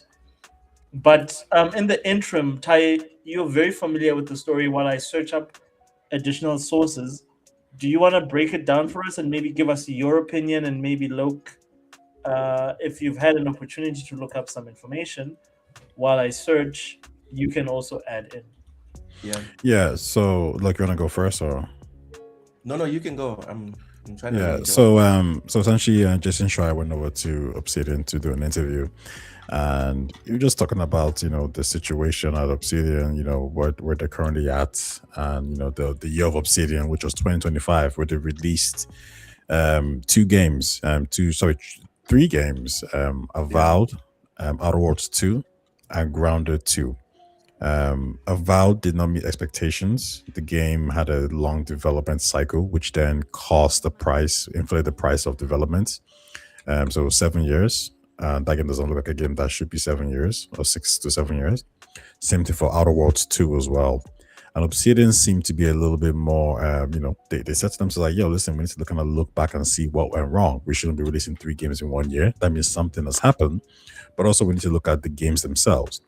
And I think the key thing here was that apart from just not being happy with the performance of the games, they talk about the details, how certain little things can change how people might perceive the game. So the game actually sell better if you change something that's quite small, which was an attention to detail that I think is important. I hope they take the right lessons from this, and some of that could be literally something as simple as art style, change it up a little bit, make the combat more exciting, etc., etc. But to see this is a good thing because it means that the guys out there are looking at the data, they're looking at the game, and finding out what worked and what didn't work. Obsidian has been, on the surface, you would say that the Microsoft's most consistent studio because they've been dropping games.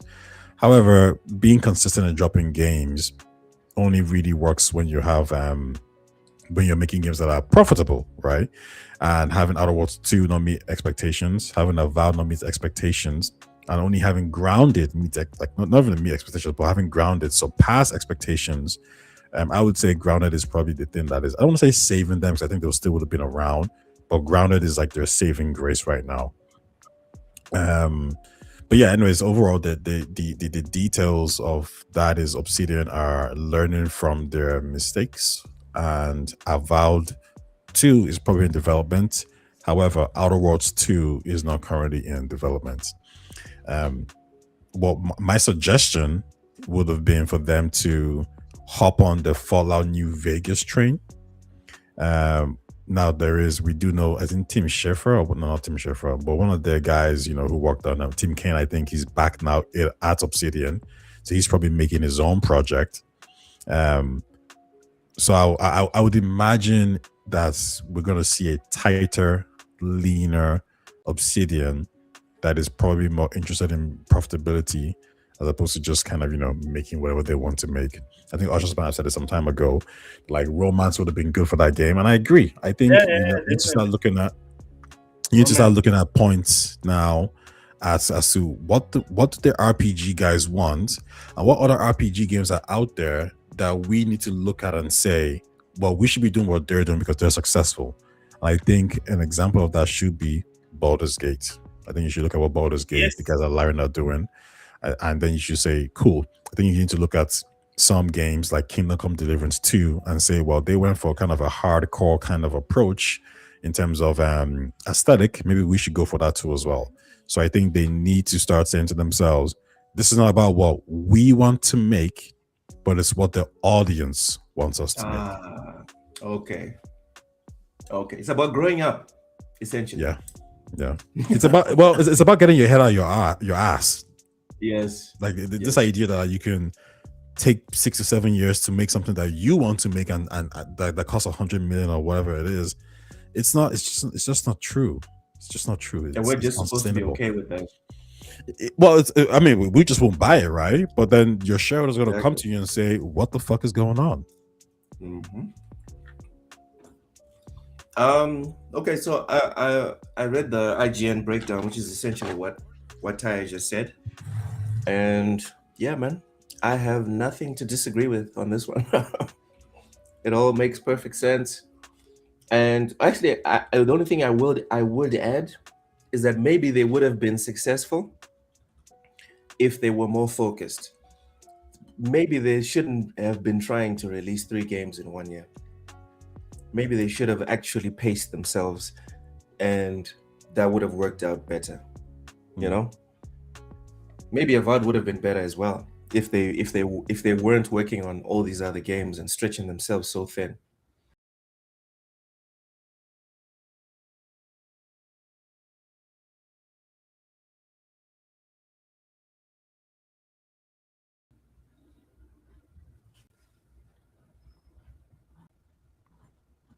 Hello? Seems I think we lost Oshus. Yeah, looks like it. Or it refreshed or something. I don't know what the fuck happened. I think the chat's still here. Hey. Yeah, so I was saying that, like, I think at the end of the day, they can have multiple teams. They can have multiple teams, which is. I don't know what happened. I think everything just. Okay, but are we back? We should be back. Yeah. Okay. I think it's fine for them to have multiple teams, and have different creatives lead that. You just need to manage those teams well and fill in the gaps for those teams when they need additional resources and support. Okay. So I just Yeah. want to play this video by little Jason Schreier, because this is the sort of like the short version of his entire story. Let's hear what he has to say. Developer Obsidian Entertainment released 3 games, a rare and impressive accomplishment that led to parent company Xbox labeling 2025 the year of Obsidian. Obsidian, founded in 2003 and purchased by Xbox in 2018, has become a fan-favorite studio for making deep RPGs with stories that change based on the player's decisions. But last year wasn't all a triumph. 2 of their games, Avowed and The Outer Worlds 2, failed to meet sales expectations for Xbox and Obsidian. The video game industry is having a hard time. Expenses are swelling, growth is stalling, and almost every game maker is facing questions about how to survive in 2026. So how does Obsidian navigate a shaky games market as well as turmoil in its corner of Microsoft, whose Xbox game division has been buckling under pressure? Obsidian studio head Fergus Urquhart says they've learned a lot from the year of Obsidian. As they move forward, they plan to keep making games both big and small while trying to cut down development timelines from 6 to 7 years to 3 or 4 years through outsourcing, reusing technology, and other smart decisions. One thing is clear, they don't want to repeat the year of Obsidian ever again. Last year, the video game developer Obsidian Entertainment released 3 games, a rare... There we go. All right, so that is little Jason Schreier's summary. So Rachie says, by now, made by Obsidian doesn't mean, come on, Rachie. They made Fallout New Vegas, the greatest Fallout. The people weren't even there anymore. The people aren't even there anymore. I'm sorry. It's just a logo. So, and they also made, what did they make? Oh, they made the Knights of the Old Republic 2, another favorite of mine. But you're right, those guys have lived a long time ago. So Fuzzy says, at least Grounded is doing well. The first one was my favorite. I actually finished the first one with some friends. They actually held my hand to get all the achievements to finish that game. It's not my cup of tea, but I have all the achievements of the first Grounded. I've not touched the new one, but like, thank you to that community that helped me. It was interesting. It was interesting playing a game like that. And it was probably one of the most immersive multiplayer experiences that I had. So yeah, they're good. Like, these guys are good. And it did all the things that Loke, did you watch Stranger Things? Fuck, bro. Come on. Are you joking right now? I'm asking. Seriously. No. Are you a Stranger Things fan? What is the opposite of a fan? Okay. So my thing is, like, what I like about Grounded is that it had that 80s feeling. But you know, movies like Shrunk. What was that movie called? Where the kids like Honey, I Shrunk the Kids. And bro, there was testosterone in the 80s. There's stuff from the 80s that is cool. Yeah, dude. Like, yeah, we know. Dylan. Like, we know all the Arnold stuff. We were all into that. Yeah. Besides, Honey, I Shrunk the Kids. The fuck? You were a kid in the 80s, so you didn't have much testosterone. So I'm surprised you didn't watch that stuff. Like, what? Like, were you born with? Well, my brothers didn't let me watch the girly stuff. Oh, were you born with BB? I was watching Arnie. I was watching Steven Seagal and Jean-Claude Van Damme. That's what I was doing. Van Damme is 90s, bro. Like, he's very 90s. Yeah, 80s. Okay, I got to him. So you telling me you didn't watch Pan with Robin Williams in the early 90s, 80s? You're telling me you didn't watch Stand By Me? You fraud. Okay, I did watch Stand By Me. Oh, please. Don't pretend you were just watching action hero movies. You were watching Commando all day in the 80s. You watched all the stuff, like all the soft stuff. Like, the 80s had some of the best. I was watching Rambo. Come on. Like, that's not like I can like, it's just that I can't think of anything now. But I can bring you a list of shows that had nothing to do with machismo in the 80s that you watched. That you you know what? This is not about exposing me. Let's get back to the topic. You love Grounded. Yeah, I enjoyed it. It's not my type of game, but the people I played it with made me enjoy it because they really were into it. So I really had a good time with it. So I'm glad that did well for them, and I hope every publisher at Xbox can find like a Grounded that's gonna pay the bills so they can do the creative projects. I wish actually for every big publisher to have that for their developers. You work on the mainstream stuff, but you have a small thing on the side that's a passion project that maybe ends up making you the most money. I don't know how you guys feel, but like I haven't heard from Taye. I don't know if Taye. What happened to Taye? Did I not bring him on? I'm still here. I'm still here. Yeah, okay, cool. All right, cool. So so Rachel says Outer Worlds 2 trailer. No, you can't sleep with them. I don't understand this. Like I don't understand this thing of not having romances in your games, knowing how much romances sell games like Outer Worlds 2. Like I quit Outer World. So so this is There's an echo. Your microphone has an echo. Did it just start now? I didn't change anything. Let me just check. Let me just see what's happening. Okay, it's good now. It's good now. I'm still using the same microphone. Everything is still the same, right? When your voice goes higher, there's a bit of an echo. You hear it too. Okay. No, it's probably the speaker that I'm getting the sound through. So what I wanted to say, right, is this. So did you finish Starfield? Luke? I found a bug.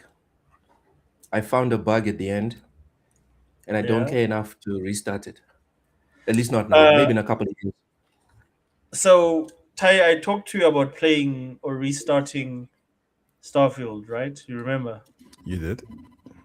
And do you know why I stopped playing? And I actually uninstalled it and just installed Outer Worlds 2 because I was just like, fuck, you know what? Fuck Bethesda. Like, at this point in time, they're not trying.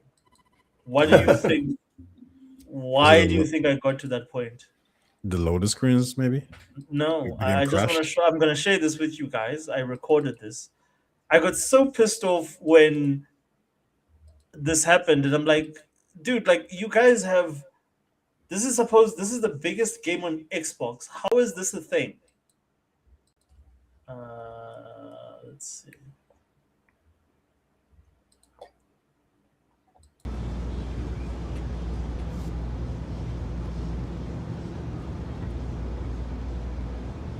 What's up? I'm in a lift. Okay. This is a 200. I'm just gonna go back there. The rest of the stuff I do, there's nothing to. But you see what happened? Yeah. I was in this lift for half an hour, and this kept happening. Like, look at this. Where did homie come from? Where did homegirl go? Where does homie go? Is there a teleporter in this fucking lift? Like, how is this? Like, how does, like, to me, like, it completely killed immersion. Like, how are you making a game this expensive and you've got disappearing in an elevator? You've got disappearing and reappearing NPCs. It completely took me out of the game. I was like, you know what? Like, you guys don't. You clearly didn't give a fuck about this. Like, this is like years after the game came out, but you still have disappearing NPCs. How?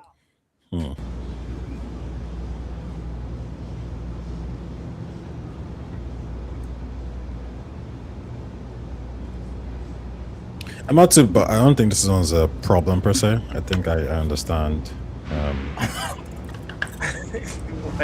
What do you understand? Like, I get it off the screen, bro. Please get it off the screen. This really just killed my passion for like I really just like was so put off. Oh, sorry. Show on stream. There we go. I wouldn't quit the game because of that, though. Personally. No, to me that wasn't a personal offense because I play Mass Effect, and I'm playing Mass Effect now, and this has never happened. And there's lifts in my Yeah, but Mass Effect players, as lively as this are they actually interacting with the world like this? I don't think so. Like a Mass Effect players, you can't probably run and bump into them like that. You can't shoot them. You can't like like I don't think a Mass Effect player, sorry, a Mass Effect NPC is at a citadel, and then they decide, you know what, I'm gonna go into a ship now and go to the Asari homeworld and like walk around. Whereas I think in Starfield, you have a lot more of those organic interactions. It's not great, but you could probably see somebody walk around and do things. So like this character right now who gone to the lift, you could probably follow him, and he actually has a set path in how he moves. Now, I think the issue is that like because you're in the elevator, right? The question is, does Bethesda want to waste resources, making them wait for you to press a button and then they can then use it, or is it just a case of like, you know what, no one really cares about this, but we need these guys to keep moving around? So I think from a technical point of view, I can see why it's like this. And the question is, will other games do it like this? I don't know. I can't think of any other game that will have so many characters. Maybe GTA. Wait, GTA? Have you played it? Like Cyberpunk? I've played all the GTAs, and none of them have this bullshit. And they were on PS3 with like 256 megabytes of memory. This is on like a high-end PC, and then this is what you get: disappearing NPCs into a lift. And then Fuzzy says it's because it's not a real elevator; it's a loading screen. And then that's my thing. Like, dude, like, my man, like, how is your game so sloppy? Like, this is not even Fallout 4. You don't get this sort of, like... I was just like, dude, because I was still praising the game to you, Ty, like, the other day. Like, wow, I'm so impressed with the graphics. Except the fact that these are the ugliest NPCs I've ever seen in any game. Fair. Hands down, Starfield is the ugliest NPCs ever made. Have you played Avowed? These Negroes look... fucking like they just stepped out of like it's bad, dude. Like the faces are bad. Wait, finish that sentence. Where did they step out of? An asylum, dude. Like like they've been held up by people. Like, dude, like I really lost it with this game just for these things. I'm like, how have you not fixed these things by now? Like, how is it still like no? Bethesda is playing, boss. Like, they've got too much time. Anyways, let's move on. Like, I just wanted to share that frustration. Like, I quit this game and I immediately went to Outer Worlds, and I downloaded Outer Worlds. I'm hoping I'm gonna get a better experience with Outer Worlds. Oh, you haven't played Outer Worlds 2 yet? No, I haven't. This is gonna be the first time I'm actually installing it. The only reason is because of the fact that it doesn't have romances, and I'm a big romance guy. So, but like, it's gonna be better than this shit here, because like, if you put this little effort into just the world, come on, and immersiveness, come on, Bethesda.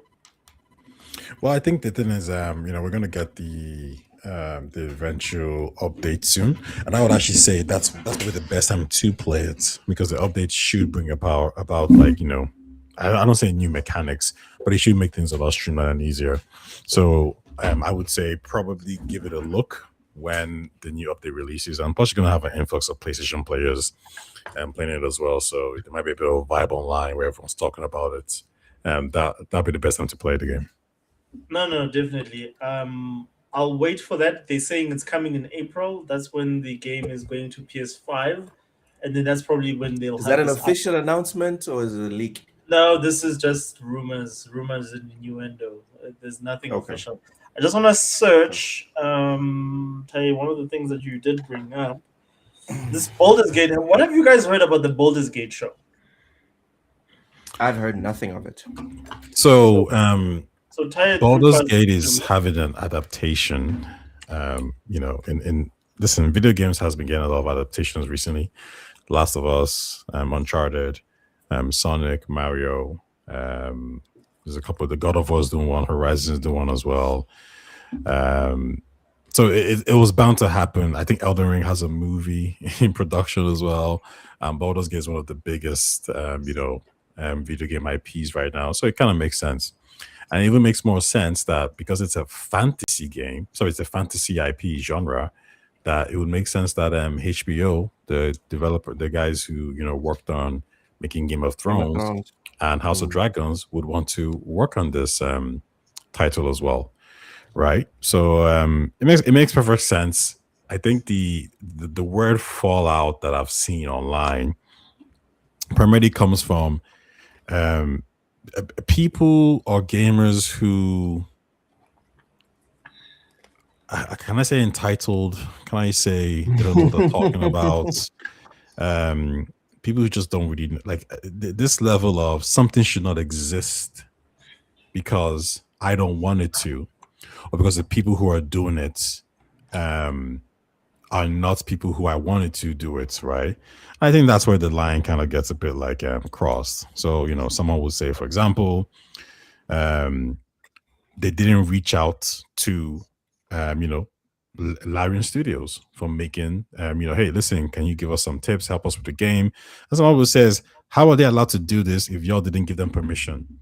So these are tourists because everyone knows that Larian don't really own the IP. Never own the IP. The people who created Baldur's Gate is BioWare.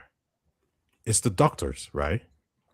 So my question is, if you didn't bitch to Larian that, yo, why didn't you guys call up BioWare and ask them how to do this game, then why are you bitching now? Why are you crying now?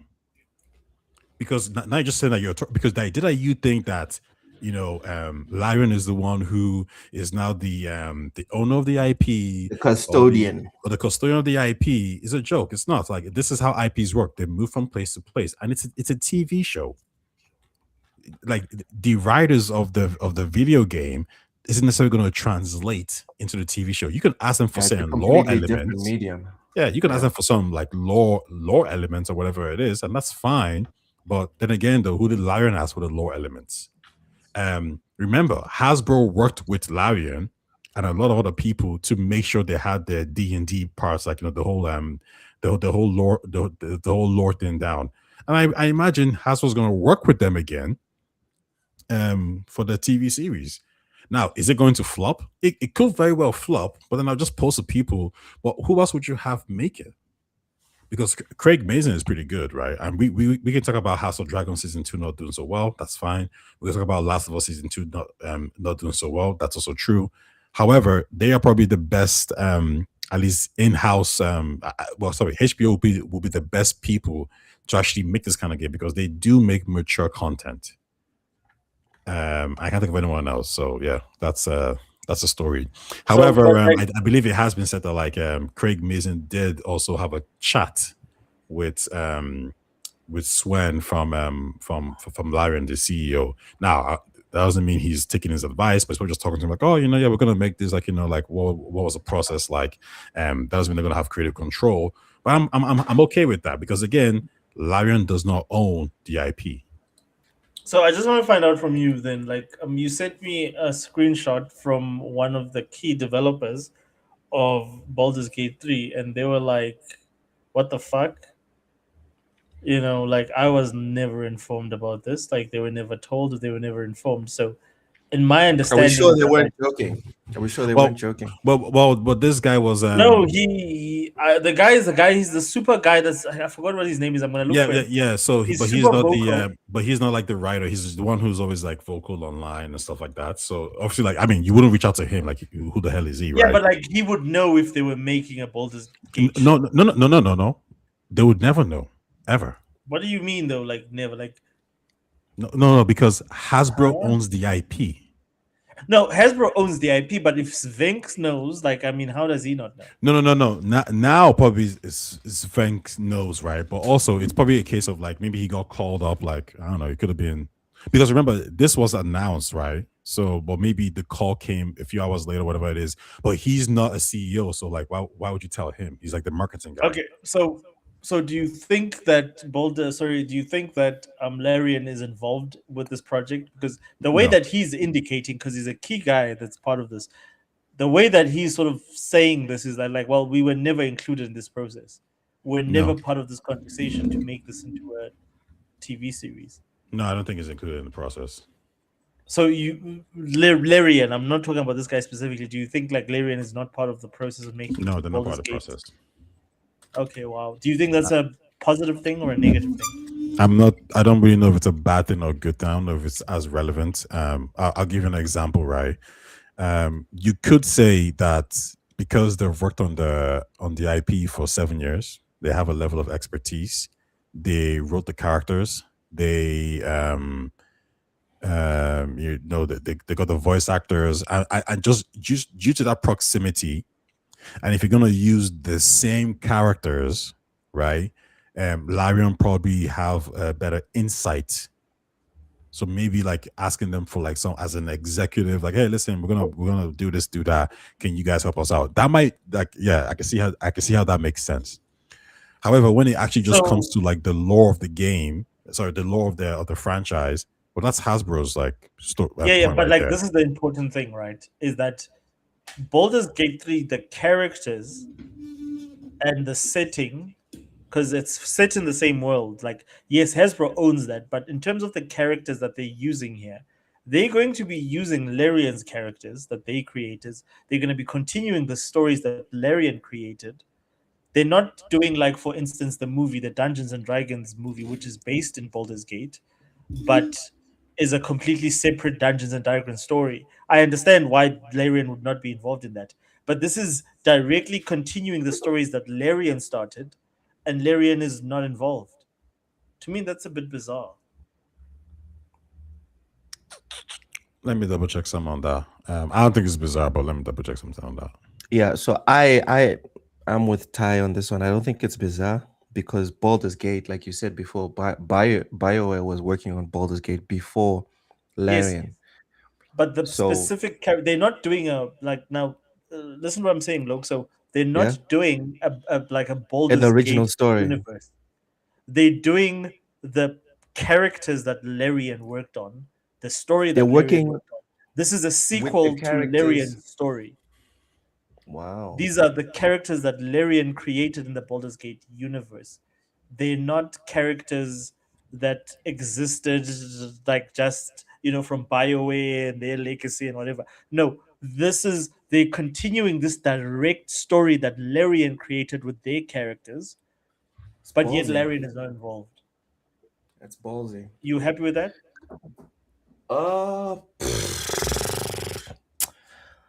You know what? I'm trepidatious. I'm not unhappy, but I'm not ecstatic about it. Okay. Because think about it this way. Sir Ian Fleming has been dead for a while now, but people have still been writing books and making movies around James Bond, correct? Yes, but like as you say, he's with great passed away a success. long time ago. Great success, I might add. Yes, I don't disagree with that. So but I'm saying, you don't necessarily need. Hold on, you don't necessarily need the person that made the main thing to make a good thing. Okay, let me ask you this: it would be a smart thing to bring them up, or to bring them in if they're still alive. Like so if you were making, let's say, yeah. No, go ahead. So all I want to ask you is this: so if Ian Fleming was alive, and Metro Golden Mayer decided not to include him in making one of his movies, it wouldn't be a good look. Would you think look. that is correct? It wouldn't be a good look. I'd still want to watch and see what happens. His exclusion does not guarantee failure. That's what I'm trying to say. No, I'm not saying that. I'm just saying as a fan, are you okay with it? It lowers the odds. You know what? You've put me in a corner. No, I'm not okay. I'm looking at it as a fan of, like, the reason I care about Baldur's Gate is because of Larian, and if Larian is not involved with the Baldur's Gate, that's fine. But you're a tourist then.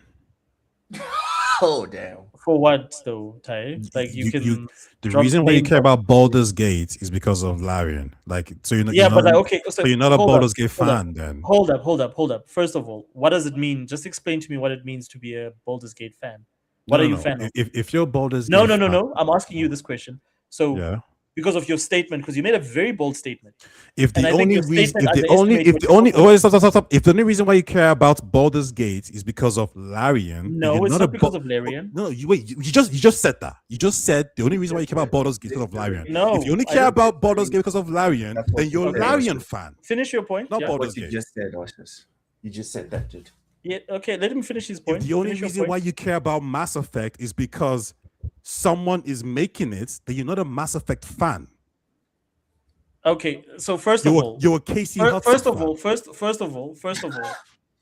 the first question I'm going to ask you, Ty, is that what is Baldur's Gate as a franchise? It's a Because you're D&D saying I'm a fran- tourist. it's a I just want him D&D to answer this because the way, like, I'm first of all, answering you the need to question. understand You what asked me what is Gate Baldur's Gate as a He's franchise. I'm answering telling you, the it's a No, D&D no. RPG So role playing franchise. Wait, this is my point. If you're going to call me a tourist, then you need to explain to me, where does Baldur's Gate exist?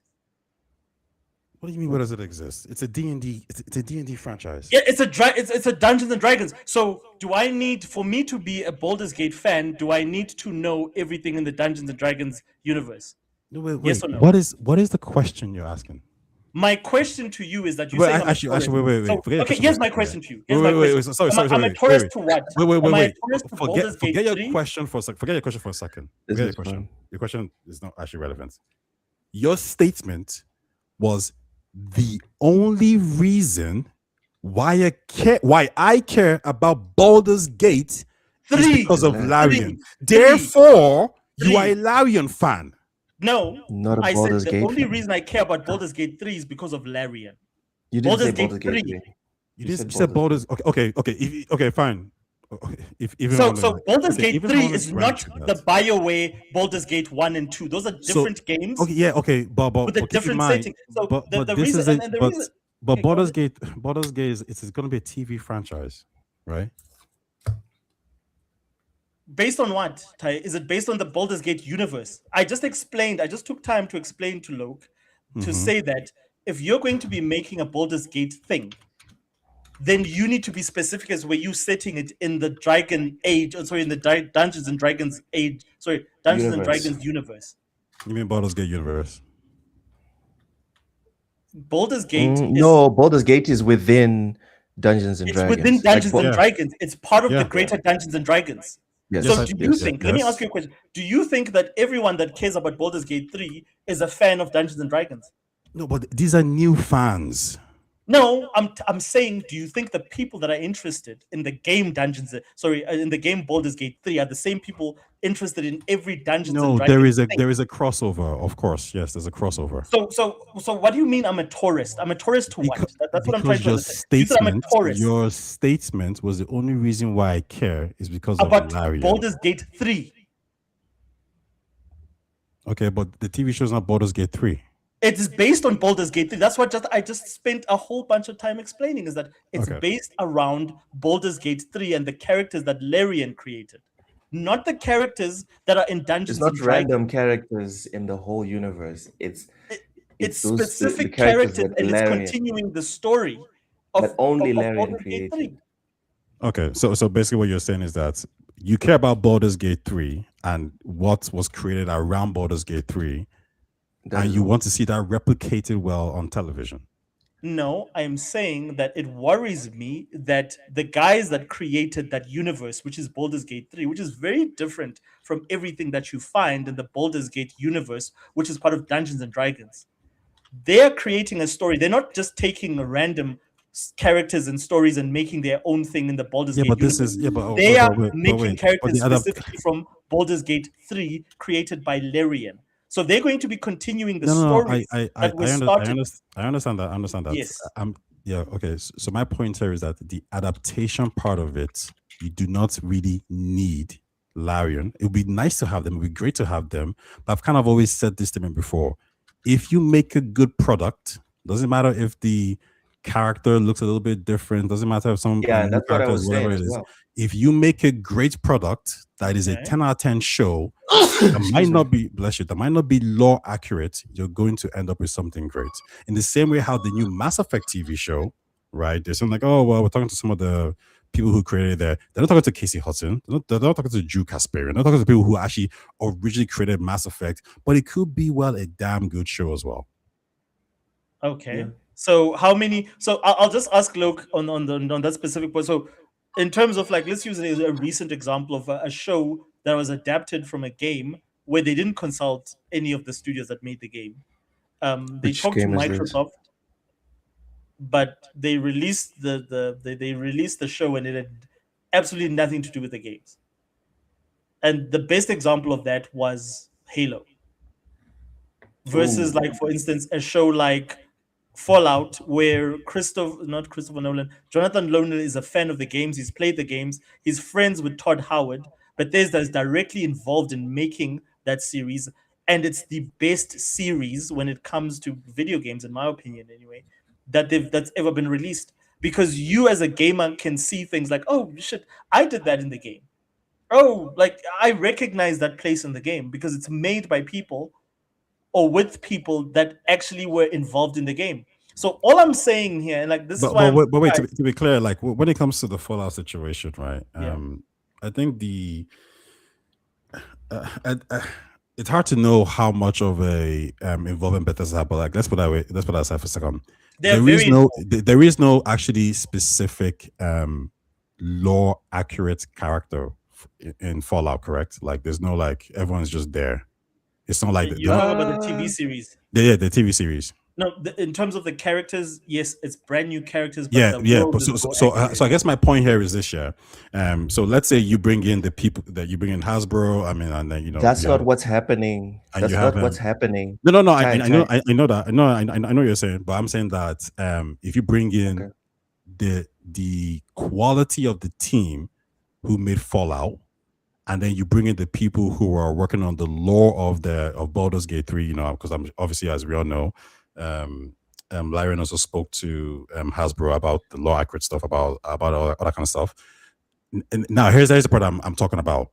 If the production is actually pretty good, and you can make an argument that no, the writers are not necessarily involved, so it's going to be problematic, whatever it is. My argument will only be that if the actual story is good, and maybe this red-headed demon chick that I'm looking at right now on my screen, maybe in the game she's more feisty, but maybe in the TV show she's not as feisty. Maybe she's a different, unique character, and she's fun in different ways. You can pinpoint all these issues and say, yeah, it's a little bit different here. But I always kind of say this here: there's a difference between a bad adaptation and a good TV show, still, or a good movie. Like you could be a bad adaptation, but it can still be good. Now, are the Baldur's Gate 3 fans going to be upset overall? Yes, but I would argue that if the quality is still good, they'll still watch it, they'll still like it, end of story. I don't think you need the reason I take exception to everything that you said, not like what you said now. The reason I reacted so passionately to what you said is because you called me how dare you, sir, call me a tourist. Like how? Like I'm a Baldur's Gate tourist. I mean, have you finished the game? No, I haven't finished the game. Oh, that's interesting. But that's got nothing to do with me being a tourist. Like how I decide. How many hours you even have in the game? The game doesn't. Sorry. How many hours do you even have in the game? Dude, easily over like 60 or 80 hours, depending on the platform. I started playing the game on Steam. I went and I started a new playthrough on my Xbox. Mm-hmm. I didn't stop because I didn't enjoy the game. It's just I was like, oh, you know what? I'll pick it up on another day. It's one of those things that it's so good that, you know what? Anytime you pick it up, you enjoy it, you have fun with it. You don't have to finish it to enjoy the game. That's got nothing to do with it. It's that appreciating the world, appreciating everything about the world. But the bottom line is, dude, is that the story that the Baldur's Gate 3 is very specific to what Larian created. It's very different. I've got the first and the second game from BioWare. Very different game, very different stories. This story, they're not taking random characters and making a new story. They're saying we're continuing these characters that you see on this on this X clip. They're going to continuing this story with these people. Which is why I was asking you that.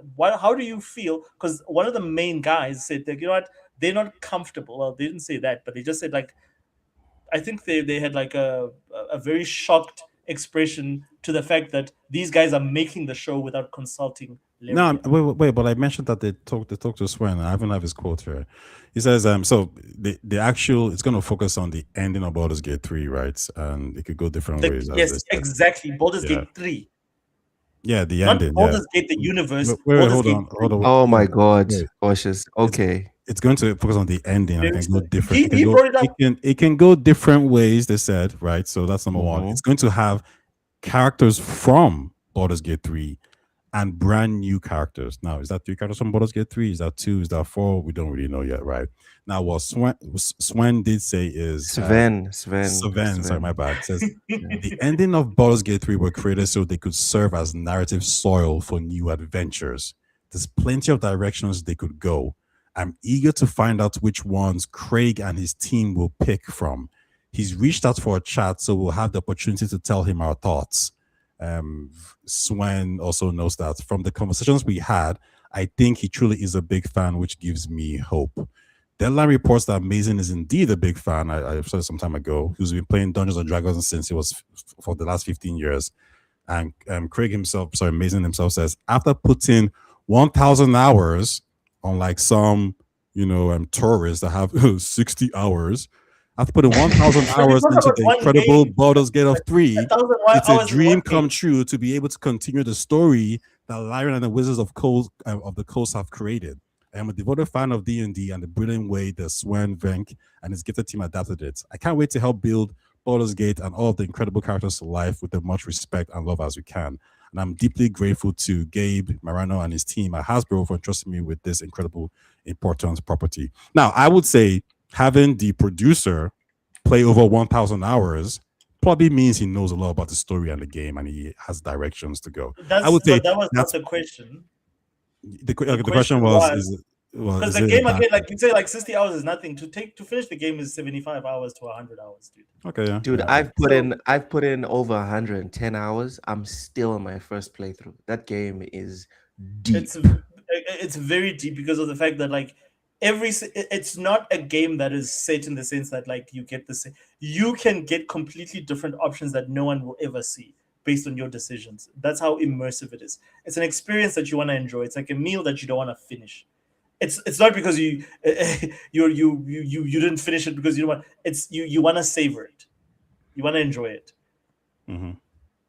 But like my point is like what I took exception from you is the fact that like just because of the fact I'm asking the question because you called you a tourist. All right. Yes, all right. you called. You are a bit of a tourist, though. Exactly. How dare you? Like I've been playing dungeons. I own a set of Dungeons and Dragons with all the different dice, the different freaking. Wait, when I come over there, can we play Dungeons and Dragons? And this man here comes and calls me a tourist. I took how dare you, sir? Jesus. I should go duel you for that. Like, how dare you? Oh my goodness. It feels like we're in the 1800s or something here. That's how I felt. I was like, what? Relax. This man just called Listen, when you say you only care about something because someone is involved in it, it's like I don't think you care about that kind of a universe. So my thing is that like I guess okay. Sorry, say that again. With Baldur's Gate 3, and like the good job that they did with Baldur's Gate 3. Yeah, like, I could say that it's better than what I could say like listen, I care about Mass Effect, Drew Caspian and Casey Hudson. They were the guys involved in it, and also Sean, whatever his name is again, yeah. But now that they're gone, it's like, well, I don't give a fuck about Mass Effect no more. Like, no, I'm not a Mass Effect fan. No, I'm saying that if for instance this new Mass Effect series comes out and Casey Hudson is not involved and Drew Carpation is not involved, I don't care for it. Yeah, that's what I'm saying. There's a difference between me and you. I am a Mass Effect fan. That is so madness. Anything in that universe, I'm good. I'm not gonna watch it because those are the two people that understand. You don't. You're not a fan. Then you're a Casey Hudson fan, bro. No, like I'm a fan of their work, and if you take their work and you think you can replicate it because you've got the logo and you got the licensing rights, then good luck to you. But I'm just saying that I'm not going to I will not watch a Mass Effect fan that does not have who's this guy? Wait. Just okay. Let me rephrase this, right? This So is because I nuts. think you're saying it incorrectly. Dude, I'm a Warhammer fan right now. Mhm. If someone makes a Warhammer book that I can get my hands on, I'm reading get it. I excited. don't care who wrote it. No, Someone but I'm not makes that sort of a fan. Warhammer comic book. They make a movie. They make a cartoon. They make a manga. Dude, slap Warhammer on anything. I'll give it a chance. If it's shit, I'll say it's shit. I'm not gonna just but say it's awesome. you see what you But just if- you but I'm just what you going just to said there, watch it. Oshus? You just said that like I'm not that kind of fan. Yeah, you're a tourist. All right, I'm not even going to done entertain contributing your. this You your have to be argument. you have to be For you you have to be a like, tourist. first of all, oh, fine. Like, you can call me a tourist. I like. Then you don't understand what fandom is, because I'm saying to you what that is fandom, I bro? don't. Very simple. I'm a fan of Mass Effect that was made with those, like, the vision that those guys created. If you can recreate it, which is very unlikely. But if it doesn't have Casey Hudson involved and Drew Karpyshyn involved in making whatever the Mass Effect show is, and then it has just some random people from AI. Like, if there's no one from BioWare, let me put it like this. Let me be clear. If there's no one from BioWare directly involved in making the game, then I'm not interested. It's the same thing I'm saying for Larian. If there's no one from Larian involved in making Baldur's Gate, then I'm not interested. If you're saying that they just they just took the IP from BioWare, they bought the IP from BioWare and made the thing, and I'm supposed to be a fan of that thing, I'm sorry, I'm good. I don't care for it. So I'll care for it if just it a has. quick one, just a quick one. Yeah. So if I told you that the Cyberpunk developers, the creative director, some of the writers, they've all bounced off to go create their own new studio and done something else. Yeah, is your response like, well, I don't care about the Cyberpunk universe anymore? No, but like, who's making the is Cyberpunk? CD Projekt Red, but no, but is the CD people. Projekt Red No, involved? wait. You said you don't care about Mass Effect if Casey Hudson and Drew are gone. That's two people. So I'm asking you for Cyberpunk 2077, if the main people are gone as well, are you gonna say the same shit like, no, I don't give a shit about the franchise? If Podsmith is not involved in making Cyberpunk, whatever the show is, I'm not interested. That's like saying if Hasbro isn't that's like saying if Hasbro isn't involved in Baldur's Gate. Podsmith is not a company. Hasbro is He's a involved guy. in Baldur's Gate TV show. No. Oh my god. Like, Podsmith is a dude. What are you? He's a dude. I mentioned I said if that dude is not involved, I'm good. Mike Pondsmith, the guy who wrote the original lore for Cyberpunk. That's If he's not involved, because it's not CD Projekt's Red's project. He created the universe. If he's involved in making the TV show, I'm good. Okay. So Ty, you know what's crazy for me, Oshus? You're telling me that if Mike Pondsmith, God forbid, if Mike Pondsmith dies tomorrow, Cyberpunk, as far as you are concerned, doesn't exist anymore. No, very different situation. The guy is alive. You don't involve in making a project about his property. So you are taking offense in his name. No, I'm not taking offense. I'm saying I'm a fan of the work that he created and the universe that he created. If he's not involved in making it, I'm good. You can And make what's the it. I have no reasoning? problem with Okay, it, what's but it's the not for reasoning? me. What's the reasoning? Because you What just do you said mean? you just said if he dies, you would be interested in a Cyberpunk. Because of the fact that whoever he hands over, his legacy to and says, okay, this is the person that's going to be involved with my property. Happy with him being involved. Yes. If he's alive and he's not endorsed the product, and we're talking about Larian. He has to endorse it. If Larian is not involved in making the Baldur's Gate 3 sequel, which is the show, I'm good. You can make whatever show you want, but I'm not interested if Larian is not involved. This man called me a tourist, and he's saying I'm a tourist. Same with Mass Effect. Important? I will not compromise. On that. The Assassin's Creed games were created by Patrice, and I think the writer was Corey. They were gone a long time ago, right? But you still kept on buying the games. Why? If the creators were gone. Am I an Assassin's Creed fan? You're not a fan of Assassin's Creed? No, I buy the games because I sort of enjoy them, and I collect them because they're dirt cheap. But I'm not an Assassin's Creed. I've never been an Assassin's Creed fan. In fact, I go as far as saying that I only started liking Assassin's Creed from Origins They were long gone by then. Origins. He started liking Odyssey. it. He started So liking you can it, call and me. it So became he can shit. call me. So Taya here can call me a tourist. That I'm an Assassin's Creed tourist. I'm happy. I'll admit that. Like, yeah, I'm a tourist when it comes to Assassin's Creed. I don't give. I'm not that deep. How about I play Bioshock? like Call of Duty. How about Bioshock? What about Bioshock? Would you say you're a Bioshock fan? No, not really. Okay. Like Okay, I so like basically, Bioshock. I think it is a great story. I'm not a fan. So fan wise, you're a fan of Mass Effect and I'm a Mass fan Effect, of Mass Effect, and I'm a fan Cyberpunk, of and Baldur's Gate. Baldur's Gate 3. Because not I'm Baldur's Gate. I'm a Dungeons and Dragons Baldur's player. Gate 3. Yes. Baldur's Gate 3. Not Baldur's Gate. Well, of Baldur's Gate in general. But if the guys Baldur's Gate but Usher, wait. When Baldur's Gate 3 was being created, you didn't bitch and say, well, yo, where the doctors are? You didn't involve the doctors, you didn't involve Casey Hudson, you didn't involve the people who created Baldur's why would Gate. I do that? Okay, so why are you doing that now for the okay, it doesn't matter. Look, you just said you're Baldur's Gate fan. You again, like to your point, this is a straw man that you're pulling now because it's got nothing to do with what we're talking about. Ooh, straw man. Yeah, that's your word, Ty. This is That what is like you your like to word, say that like, yeah. well, this is a straw man. We're talking about Baldur's Gate 3 specifically. So Okay, why are we okay. now concentrating on Okay, fair enough. But to be clear, what you're saying is that if the creators of Baldur's Gate, not even Hasbro, the people like those guys, just the writers of Baldur's Gate 3 are not involved in the TV show, you don't give a How shit about about Baldur's it. Gate 3? You don't give a shit about it. Is it a TV show about Baldur's Gate 3? And you're saying that you're not I mean, yeah, like the universe of Baldur's Gate 3. I mean, No. Wait. Are To you be clear, saying- you could call it Baldur's Gate 4 because it's a sequel to Baldur's Gate 3. Okay, fair enough. But is it continuing the story that Larian started? Yes. I don't care for it. If Larian is not involved, I don't care for it. I'm Okay, good. so and this was the question I wanted to ask, but I wanted to That's all I'm saying is that wait, hold on. This is the question I wanted to ask. What if it's actually good? That's a very subjective question. Like, and that's how we should. Like, what is we good? should Would it be focus. good to me? No. Would it be good to you? What Would it be if good for you? actually it comes out and everyone's all like, yo, 9 out of 10, 10 out of 10. This Well, is a dope show. The writing is great. I'm not everyone.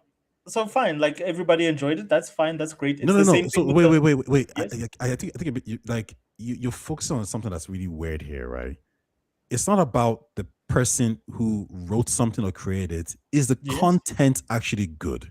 That's the question you ask And yourself. again, like you have not answered. Answer the question. What do you define as good? Is it going to be good to me? No, yeah. Good to you. Then it's a good show.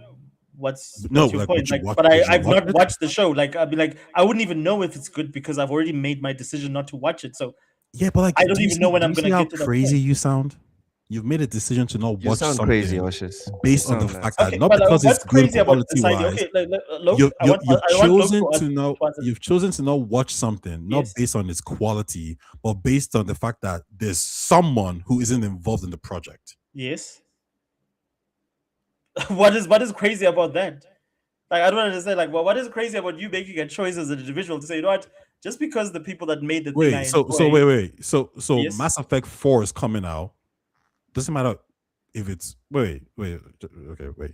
Mass Effect 4 is coming out. Hypothetically speaking, out of nowhere, the writers of Baldur's Gate 3 are involved in it. The animators of Baldur's Gate 3 are involved in it. Mhm. Lyron is heavily involved in it. Do you buy Mass Effect 4? Everyone says it's a 10 out of 10 game. Yeah, You sure, buy it. why not? Yeah. Wait, okay, wait. So you're Is it the so same- you're a tourist you're then. busy- You're not a you're fan busy- no, of like, Mass what I'm saying to Effect. you is that You're you're a busy fan of strawmanning here. Larian. This is a lot of straw manning from you, Tai, because you're comparing things. You are taking examples that have nothing to do with what I'm we're talking giving about. hypotheticals. But like to these find out- hypotheticals, but I'm you're giving making these, you're hypotheticals- using these I'm- hypotheticals as conclusions. I'm giving you as hypotheticals firm to conclusions test to out a your point. theory. I'm trying to test out your theory. Your theory was stated. So what that- is my theory? What is No, my theory? I just let want me- to let me- understand Let me from your explain. perspective. You stated that Yeah. you don't care if the product is good or not because the people who created it are not involved. And So what I were we test- talking about? So I What were we tested talking it. about? So I tested the theory out and say, okay, No, does you wait. Oh my god. What Let were me we finish my- talking about? Baldur's Gate. So specifically to Baldur's Gate. So let's stick to Baldur's Gate. No. Wait. No. Why do you want to extend it to No. elsewhere? Stop. Wait. Oshus, Wait, let me answer your question. When I'm trying to answer the question. I'm trying to What give you is a this got broad. to do with mess? I'm asking you about. This is specifically about Baldur's Gate. So this is why I'm surprised that you're bringing. Let's focus on Baldur's Gate because I'm not talking to you about Mass Effect. I'm not talking to you about any of these other. So wait. So are you saying your moral value on this claim just changes? It's not a moral. On how you feel? Oh, sorry? hold on, Oshus. Guys, Yes. I need 5 seconds. Oshus, the reason why Tai is giving you an example is because, and I need you to focus here. The entirety of human civilization, from finance to psychology, everything that we understand in this universe, we understand through comparison. Tai disagrees with your theory or your point of view. He is trying to compare it. He's trying to make you compare it with your other views to see if it is consistent and it is solid. Perfect. That is why he is bringing in. Okay, but like you know what my problem with that? You know what my problem with that, Loki, is because if you did the same thing, he would say, "Well, no, that's a straw man." Okay, now and then this is my problem because he would say, like, no, like, this has got nothing to do with Oshus. Yes? Breathe, brother, breathe. You are not understanding that this is a golden opportunity for both you, me, and everyone in the chat. Yes. This is the moment. We can kill Ty's straw man forever. Mm-hmm. Yeah, you take me down, bro. And you are forgetting, or you ignoring, or you are blind to the fact that we can destroy the word straw man in every other debate we can ever have today, right now, in this moment. This is what Tai says. Tai says this is a straw man when you do exactly this. In this moment, Tai is doing what you said that he accuses you of doing when he says straw man, which is you're talking about something, you bring in an example, right? You bring in an example, an adjacent example to test the solidity of his theory. Tai is doing the exact same thing.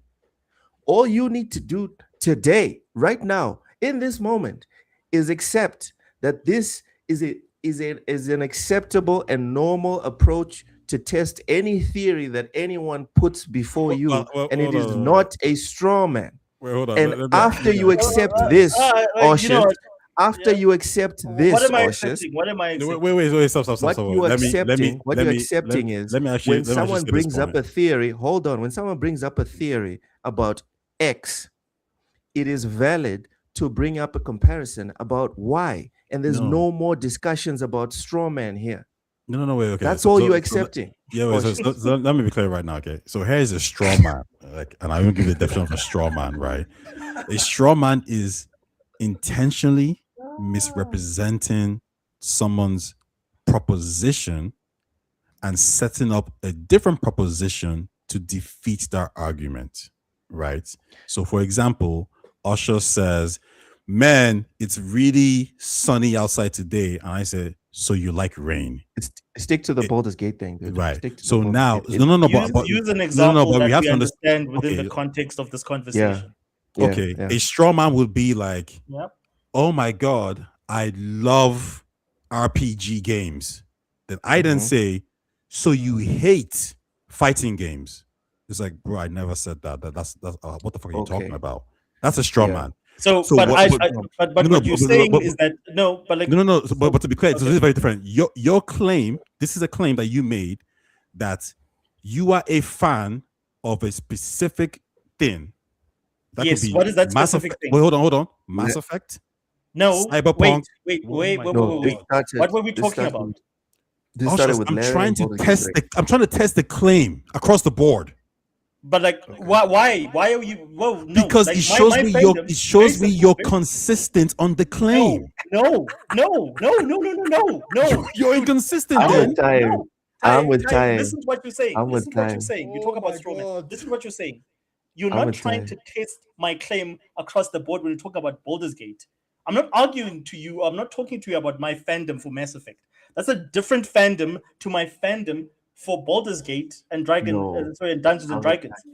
Why are you bringing in Mass Effect, which is a completely different franchise that I have very different feelings for? Wait, hold on. In terms of the writing, wait. Why are we? Okay, wait. Why can't you just wait? Then let me explain that. Then. I brought up Assassin's Creed as an example, and your response was, "I'm not a fan of Assassin's Creed," and I said, "Okay, then what games are you a fan of to test this claim out?" And then the problem is, let me finish, please. You said Baldur's Gate. You said Baldur's Gate. You said Cyberpunk, and you said Mass Effect. Then I asked you a broad question, which is, so if the people involved in those games weren't involved in the sequel, whatever it is, you wouldn't care, and you were like, yes. So okay, let me ask you the first. Then question. I said, wait. Then I said, okay, so if the Mass Effect creators weren't involved in the next Mass Effect game, you wouldn't want, you don't care. You said, yes, I wouldn't care. Cool. That was Mass Effect. Baldur's Gate, same thing. If the Baldur's Gate creators and the Mass Effect creators weren't involved in the sequel, you don't care. You're consistent there. Perfect. Then I said, wait, what about Cyberpunk? The people who created it aren't involved in it. They've left. They've gone somewhere else. For you to be consistent, you would have to say the same thing about Cyberpunk. But rather than just bite the bullet and say so, you then say, no. Why are you comparing? Why are you doing this? No, this is based on your parameters. Like, first of all, how do you establish? Explain this to me. How do you establish this? How do you establish my fandom for Baldur's Gate being the same as my fandom for Mass Effect and for all these products? For you to even make those comparisons, you need to understand. You need to be, because you tried with Assassin's Creed, and I told you I was not a fan of Assassin's Creed. So my whole point is that, like, why are you using other franchises that I have a very different relationship to Baldur's Gate? You don't know, like. Okay, assume. If you said, okay, here's what you should have said. Wait, here's what you should have said. You should have just said, there's different levels to this. So if the creators of Cyberpunk left, because that's what you just said. No, if the creators of Cyberpunk left, I would still stay, because even though I'm a fan, it's a different level. With Mass Effect, it's more dearer to me. Therefore, the creators left, simple. I will bounce off. Like, just qualify it. No, I don't need to qualify it, because you already made a judgment. But then you sound inconsistent. No, whoa. You already made a judgment to say, well, then you're a tourist. Okay, this whole thing goes back to you being called a tourist. Your assumption that I'm a tourist because I've got a very difference in terms of what I value in the franchise. Yeah, but you didn't qualify, so you are a tourist. Oh god damn. I qualified, and then you moved on to other franchises. I qualified it for Baldur's Gate, and I qualified it for Dungeons and Dragons. Yeah, no, don't get me wrong. No, for Baldur's Gate, you said you're a fan, and you said the people who created Baldur's Gate 3 are not involved in this TV show, whatever it is, you're not interested, right? Yes. Okay, we get that part. You said for Mass Effect, the people who created it are not involved in it. You don't care about Mass Effect 4. You're consistent here. Your claim is, if the creators are not involved in it, I don't care. Okay, you're consistent. Yes. Then I said, wait, stop. So for those two titles, you're a fan of those two titles, right? Cool. You're a fan. You're like a good fan.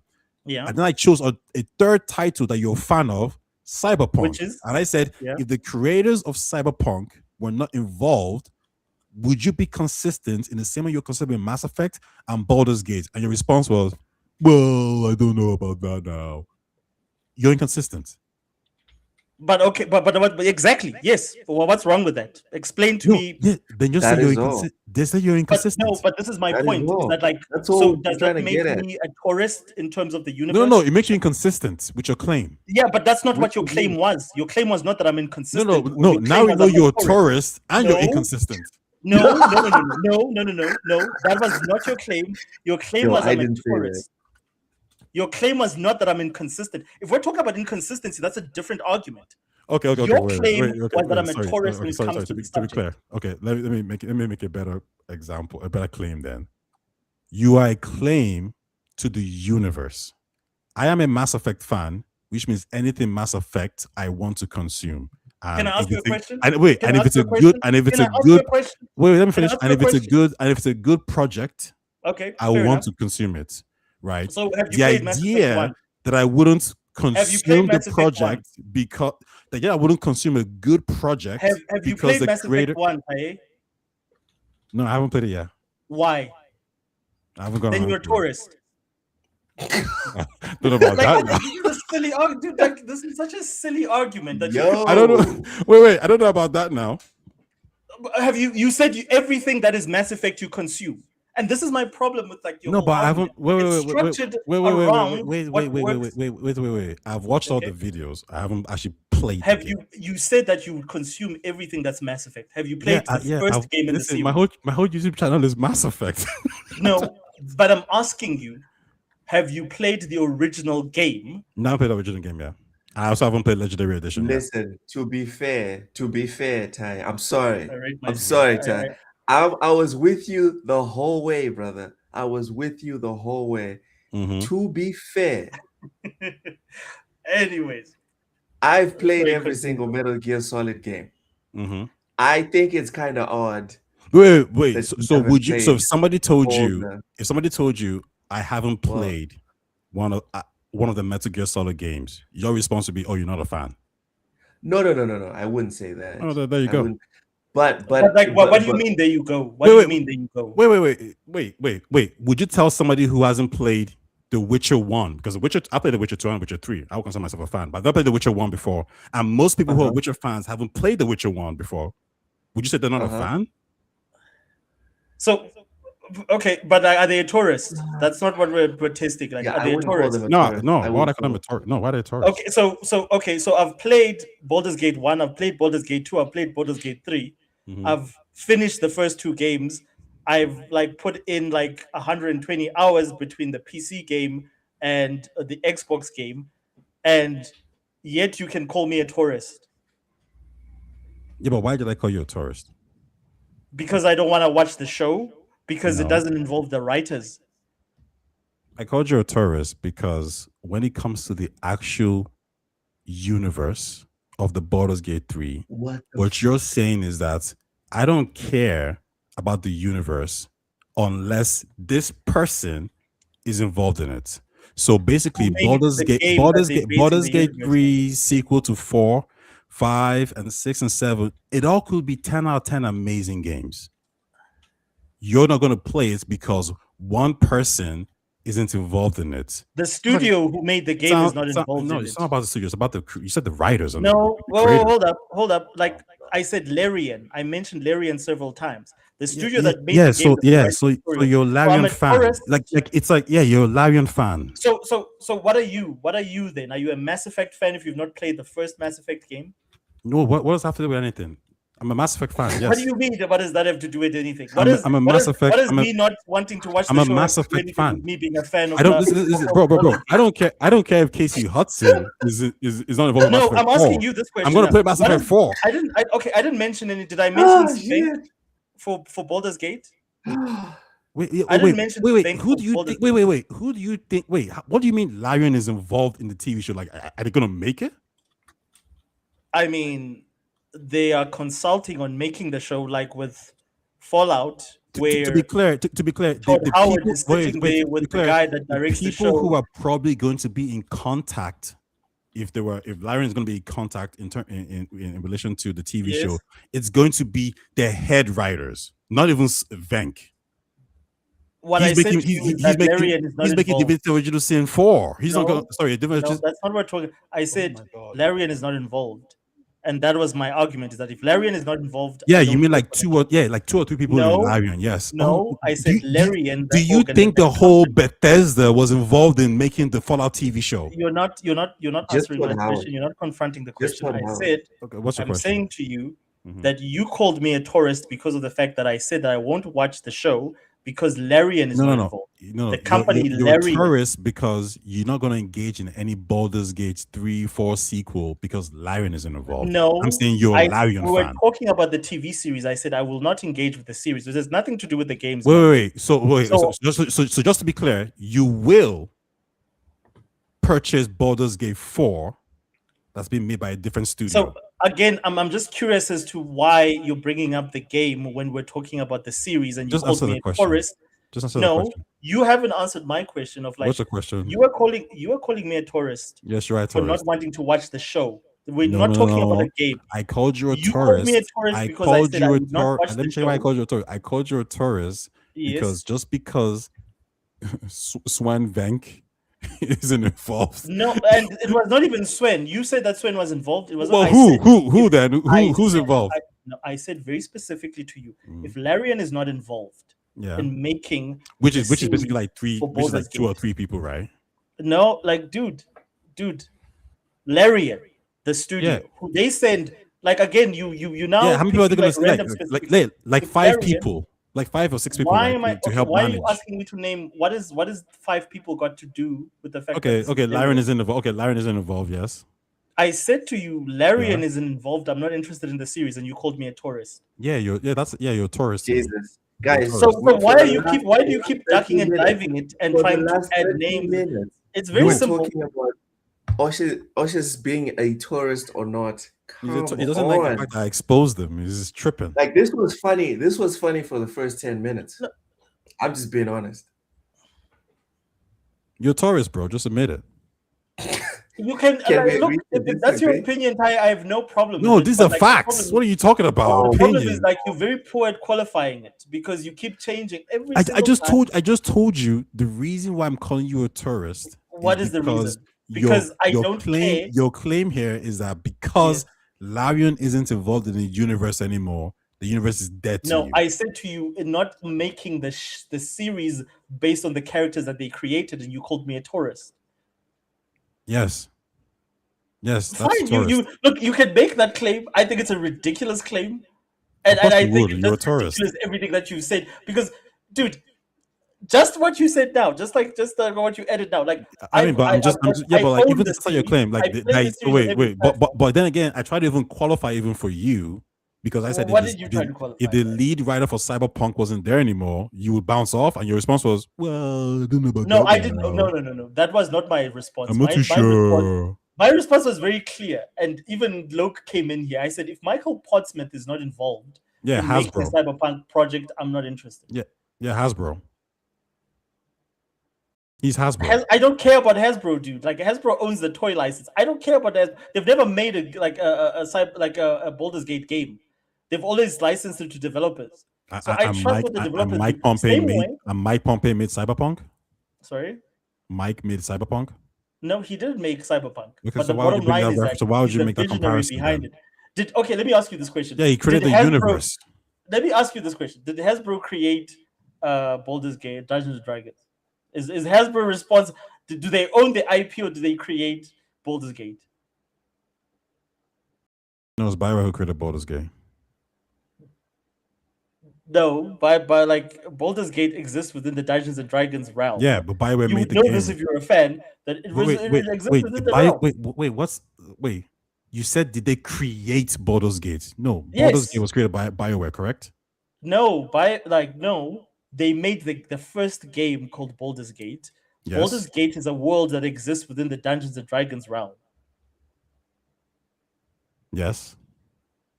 Okay. So I'm asking you, did Hasbro create that? Is Hasbro the creator of I don't know Dungeons and who Dragons? wrote or created that. Like, was that person? Oh, okay. So you're a was it- tourist. Oh, And wait. Oh, I've never even played a Baldur's Gate game in my fucking life. Yes, motherfucker. I'm a tourist.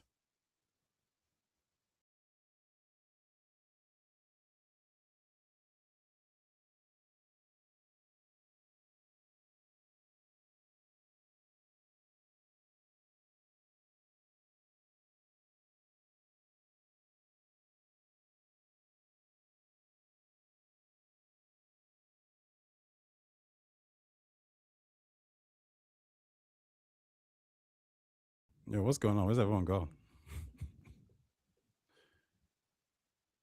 Can you like wipe your hand? That's like disgusting. What's up, Ty? Hey, man.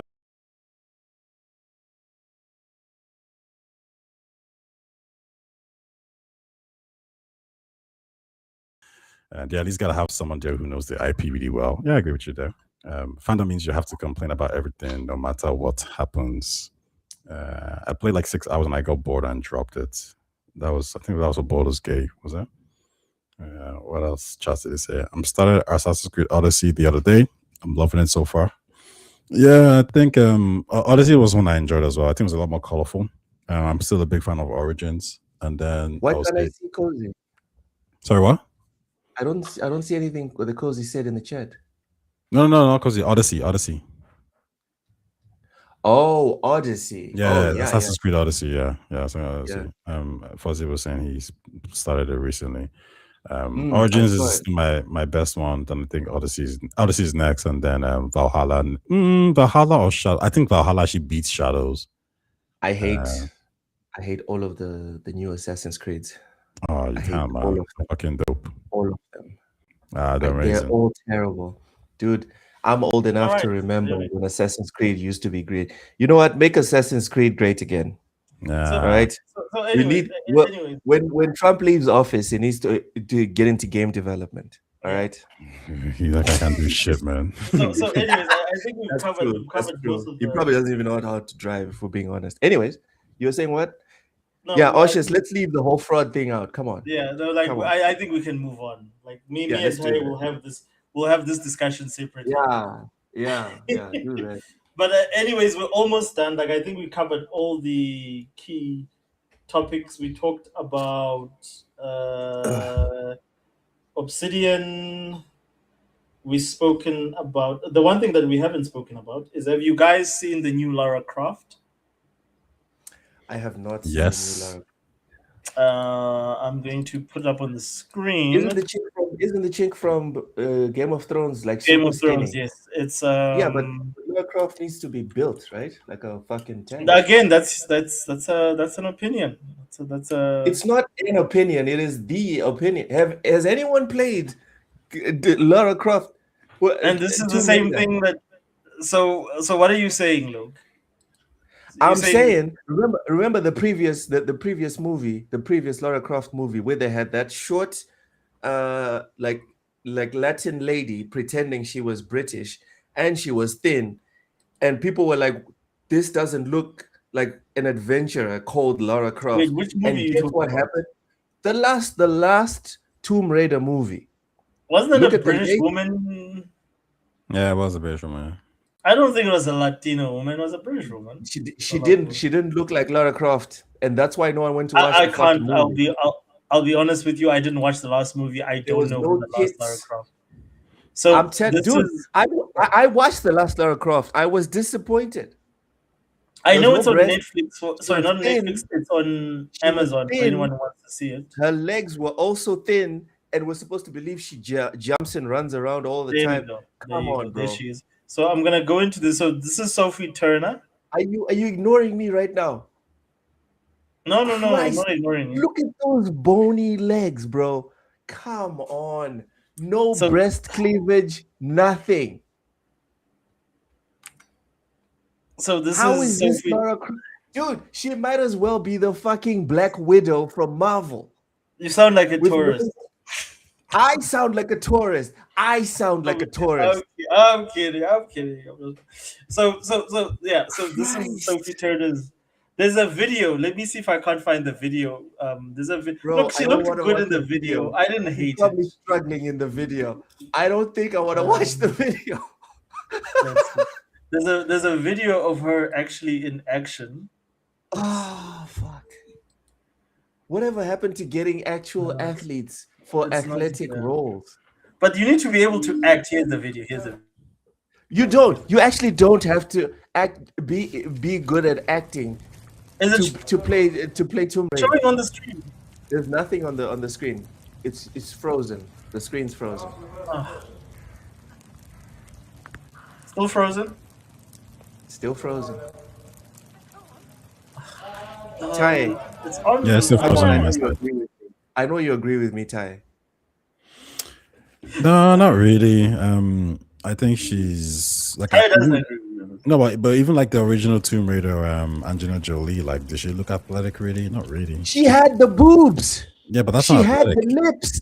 But that's not been aesthetic That's though. the thing, Ty. That's the thing. You were just talking about adaptations just now with Oshus. Mm-hmm. If you nail most of it, Is it my internet that's right? If you nail most of it and then There we you go. deviate. Can you guys see her on now? Is the certain video parts- moving? Yeah. No, it just froze again. If you deviate on a couple of parts, it's fine. But as long as you keep like the core thing, if you nail the core thing, it'll work. Yeah. If Chris, what's his name? Hemsworth, the guy that plays Captain America, if that dude was anorexic, this is not even about a sexism, dude. It's just about you can't be anorexic and be Captain America. Throwing that shield around. You can't do it.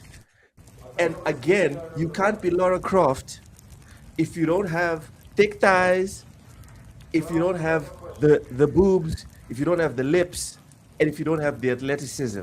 Sophie Turner has none of it. This is not even about sexism. This is just about where are we taking inspiration from? What are we trying to do? We're trying to do a live action thing. Let's get as much from the inspiration to the live action. That's all I'm saying.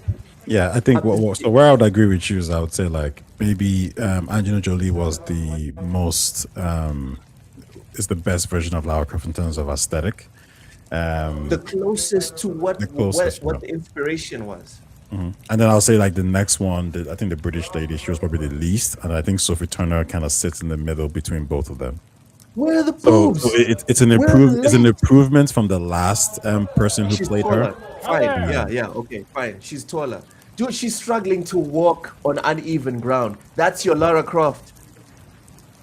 Oh, all right. So now you guys will be able to see. You guys got the video? Okay, it's now moving. Fuzzy says no one is going to live up to Angelina Jolie. Bullshit. Fuzzy, do you know who can live up to Angelina Jolie? The chick that did Transformers. What's her name? I'm forgetting her name. She was also in Diablo. What's her name? I know who you're talking about. Machine Gun Kelly's wife. Yeah, that chick. What is her name? Fuck. Oh no. What's her name? Shit, she's the. I'll tell you. I don't know why the video is so poor though. Like I've even tried the YouTube version. African internet. It doesn't play well. Hold on. Let's Google. Let's Google. Isn't it just because you're on Elon's internet? Don't come. Yeah, Elon's internet is awesome. I bet this is probably what they were using on Epstein's Island. The chick from. I agree with you there. That yes, that's probably what they were using at Epstein's Island. No, they weren't using it because remember they didn't let Megan Fox. They didn't let Elon go to the island. Remember, he wasn't cool enough. The chick, Megan Fox could pull it off. So I don't Megan think Fox could pull it off. You know why? No. So Let me sell it. She has the thick lips. Sell it. Go ahead. Oh fuck! No, I take it back. She won't be able to pull off the British accent. I take it back. So the problem is the problem. Can I ask you a question? Well, can I ask you a question? So give me some of Megan Goods. Sorry, Megan. What's her name? Fox. Megan Fox. Megan Fox. Give me some of your top 10 Megan. Give me your top 5 Megan Fox performances. Why are we sitting here and pretending as if you have to be a serious actress to play? I just want to know, like. No, dude, no one's winning an Oscar. No one's winning an Oscar or even getting a nomination for playing one of the most vapid video game characters of all time. Like, why are we pretending, right? Like video games, we have high art stories in video games. Dude, I'm the guy that has always been talking about video games have awesome stories and concepts behind them. Lara Croft is not one of them. So look, like she's there. So all I want to know, sex appeal. That is all. All I want to know. All I want to know is that give me let's say 3. Give me 3 roles that will tell you that you can play this character. Again, dude. Again, you can give me the money. I'll make you a top-notch Tomb Raider movie. And here are the ingredients: a British woman, right? A white British woman, because we ain't doing the woke shit. A white British woman, thick lips, big tits. If she doesn't have big tits, we'll give her fake tits. And then none of this. You see how she's dressed? None of this shit. The way she's all covered up. I'm talking about a tank top and short shorts with the two pistols. That is the iconic Lara Croft look. I mean, dude, I'm so tired. I'm so fucking tired. We're talking about this at the beginning of the show. The guys in Horizon, they realize that their customers is not guys like me and you, Ty. The hardcore gamer is not going to play those games. What they did was they pivoted and they went all in with the LGBT and the women-centric crowd. And they're going to continue to make boku bucks with that. I'm saying Lara Croft, the brand, is not whatever the fuck Sophie Turner is or what she's wearing. That's all I'm saying. And this insistence, dude, if you know what I found out, I found out that there's this place where you can trade on anything. I'm forgetting a poly market. I'm going to religiously search for the odds on this movie. This movie is going to bomb so bad. No, it's a TV show. It's going to be glorious. So look. I'm not going to make money on this movie. Look, I'm not going to call you a tourist because you don't approve of this movie. But what I'm going to ask you is, give me 3 roles that you think Megan Fox has done that again you're belaboring a point. I've already walked back because she does it. She's not a real actress. If okay, Lara so Croft tell was me who American, you.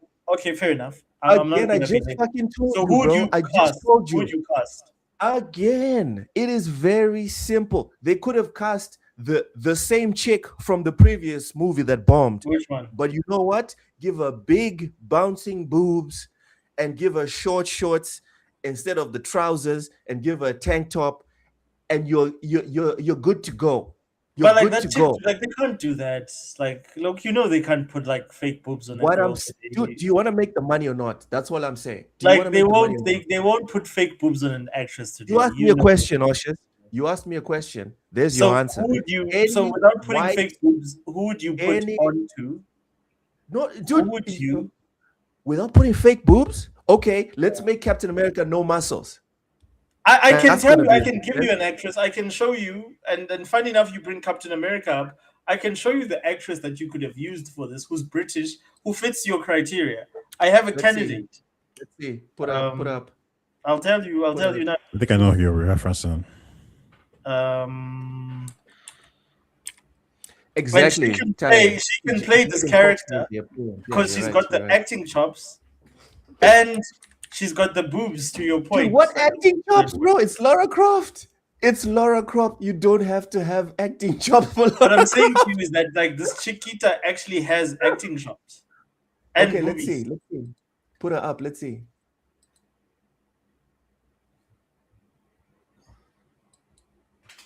Back in a sec. Okay. I I'll feel like show the you older I screen get, now. the less I sugarcoat stuff. Oshis. I feel like we keep dancing around. There's the no thing. sugarcoating here. Here you have to be Exactly. honest. You can say whatever, dude. Exactly. This is the platform. Like you. No one has ever shed a tear, Oshis. No one has ever shed a tear about any story around Lara Croft in any of the games she's ever So I'm made, gonna let come me out see with. if it's on. Where is it? It's a picture. So there you go. This is not big enough, is it? Calling me. My sister's calling me. Hold on. This guy.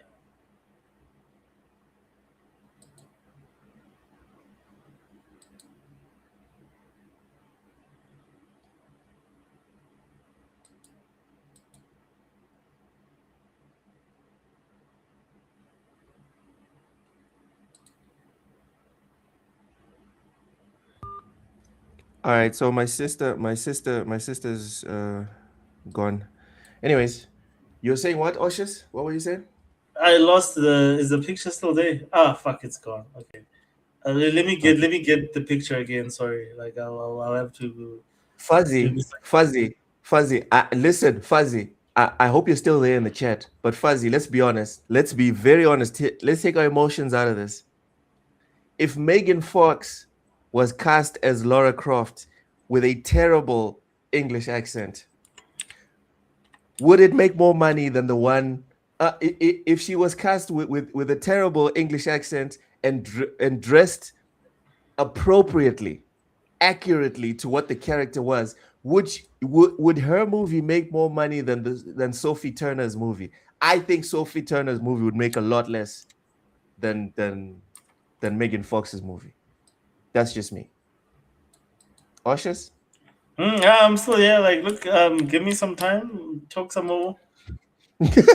You're trying to find this other chick that you think is a better candidate. Well, no, this chiquita is like, you know her, my man. You know her. You'll see the moment you see her picture. It's just I lost the fucking picture. I'm gonna be checking on Polymarket. I'm going to check on Polymarket, and I'm shorting the fuck out of this movie. This movie will not make money. Fuzzy, I'm not talking about who you would take. Be honest about what the character represents, what people want when they pay to go see Lara Croft. Take yourself out of the equation. This is my option. This is my pick. That's Lara Croft. This is Captain America's girlfriend. That's and Lara I think Croft. she would make the perfect Lara Croft. She's British, right? She's got the boobage. She's got That's Lara Croft. The credentials. She's got the boobas, the accent, the lips. Come on. And she's got the credentials, dude. She can do action. Like she's Captain Carter. No one cares. No one cares if she can do the Come role. Dude. Come on now. People she care. looks the part, I care. she can do it. Look at her. I think she can do it. This Chiquita not getting the role to me was a crime because, dude, she's earned it. Like she's in the Avengers. Like she's and she can act. Like I'm sure you've seen Captain America: First Avenger. Yeah, I've seen it. That's Captain America's best movie in my opinion, and she's one of the outstanding, like, what is the word? Like, what does the Hollywood people say? The actors that stand out in the movie. Like, she's acting there. She's not using her sex appeal. She doesn't show boobage, but she's got boobage. Go watch the what's his movies? She's in the Mission Impossible movies with Tom Cruise. Oh yeah, I seen her there. Yeah, she can pull off. She can pull off Captain. She can pull off Lara Croft. Yeah, dude, no doubt. But she has to dress appropriately. Like, I would love someone to come to me and tell me what she likes in terms of being Lara Croft. She's got the hair, which is she's a brunette. She's got the boobage. She knows how to do like stunts. So she's got the physique. But if they cover up the way they covered up, what's her name? Sophie Turner. Like Sophie Turner. All Sophie Turner needs at that point is like a hijab or some shit. The way she's covered up. Come on. I think she'd be perfect. Yeah. Wow, is this Taya agreeing with me? Is TJ? Yeah, man. Common sense, man. Common sense. Wow, I'm surprised. I think this Lara Croft might actually beat Angelina Jolie. She might actually beat Angelina Jolie. Like this, and again, dude, like the one thing in Hollywood that's a massive thing is that you also have to be an A-list actor and all that. She is in all the biggest. She's in the biggest Marvel movie in the last 5 minutes. I think that's the worst thing. I think that's the worst thing that's happening to Hollywood is that you need to be an A-list actor. It used to be that they're just look at you and be like, yeah, this guy is definitely the hunchback, you know, or like, yeah, this guy looks like a rapist. He gets the role. You know what I mean? Yeah, no. But now it's like, no, but we need to get a star name or whatever. Because I'm sorry, Sophie Turner, come on, bro. What's her name? Do you know what's her name? What's this Chiquita's name? I have no idea. I just know her name is Peggy Carter in the show. What's her name? Haley Atwell. I just want to see if I can see like her acting. I'll see if I can't get a video of her just doing shit that's outside Marvel. Haley Atwell, because she is so hot. Like, I think she's the perfect candidate to have played this role. But again, I think the one thing that counted against her was her age. I think she's a bit aged out because that's why they went with Sophie Turner, because she's younger. I think maybe that's probably why. Dude, there are young chicks that look like this chick.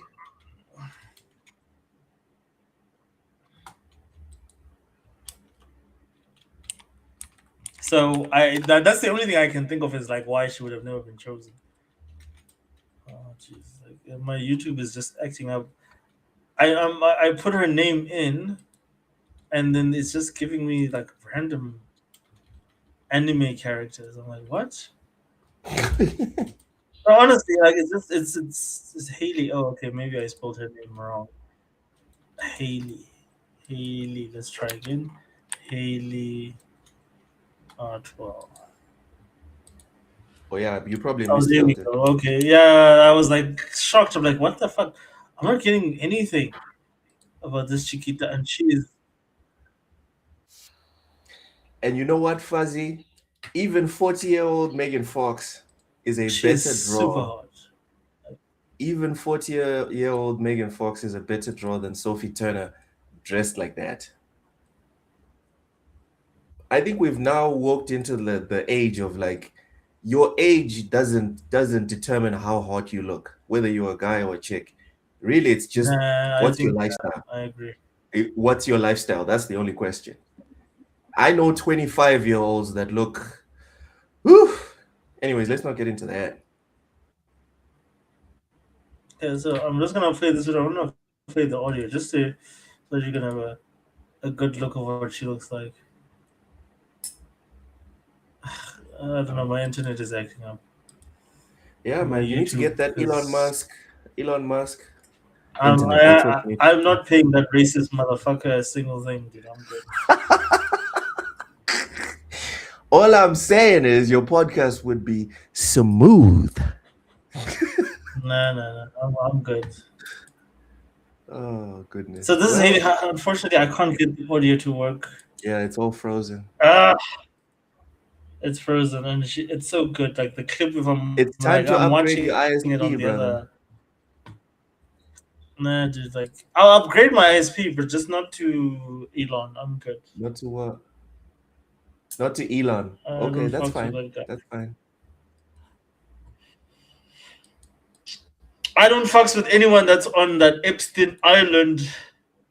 Again, he got rejected permission to go to the island. Like that's one of the few people that you can actually say did not go to the island. Which is ironic.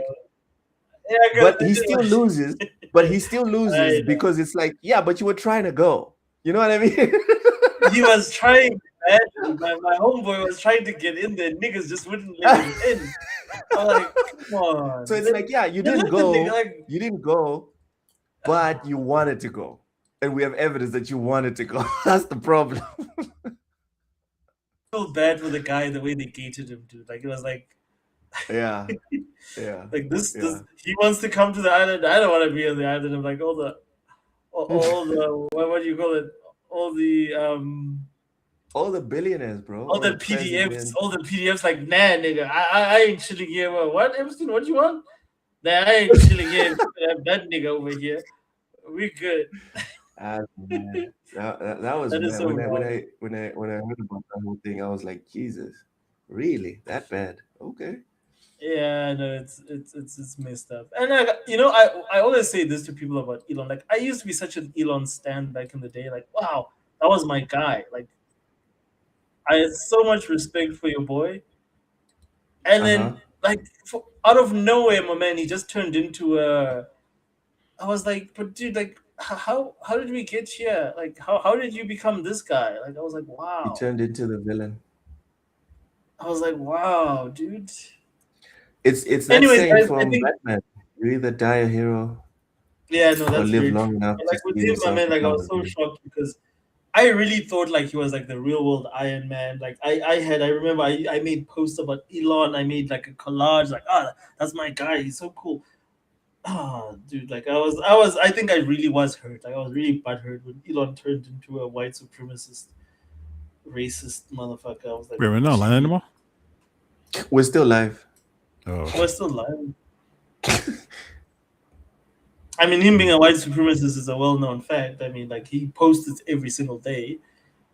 Like I've never seen Elon says I'm worried about like the birth rates of Africans in Africa. He's always talking about like he's worried But about our like birth rates are through the roof, bro. We are because birthing we them stand on babies. business. That's why. Because we stand Yeah, on we business.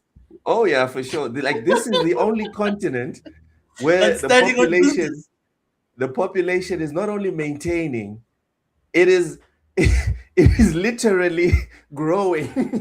We does what we do now. Oh god. Oh god, don't say it like that. You see, now we're leaning into like the racist tropes. We don't lean in that far. Jesus. Hey. We've even got in Ireland, what? bro. We Oh don't fucking god. around, man. Yeah, we even got a tie in Ireland. Bro, what's going on? We got Negroes everywhere. Yeah. Lord.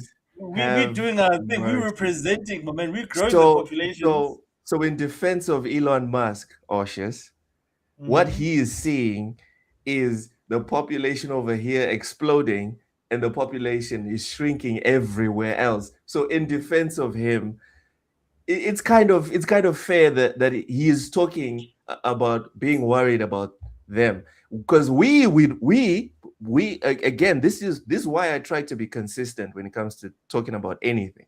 We would be saying the exact same thing he's saying if suddenly only the black population of Africa started shrinking and every other population was increasing. We would. Oshus, don't be a hypocrite. About, like, don't be a hypocrite. Saw that, like, African Nigerians that were the Nigerians not Nigerians. No, it's not Nigerians, Oshus, because the shrinkage is happening in South America, North America, Europe, and Asia, and Australia. Like everywhere where there's white people, there's shrinkage.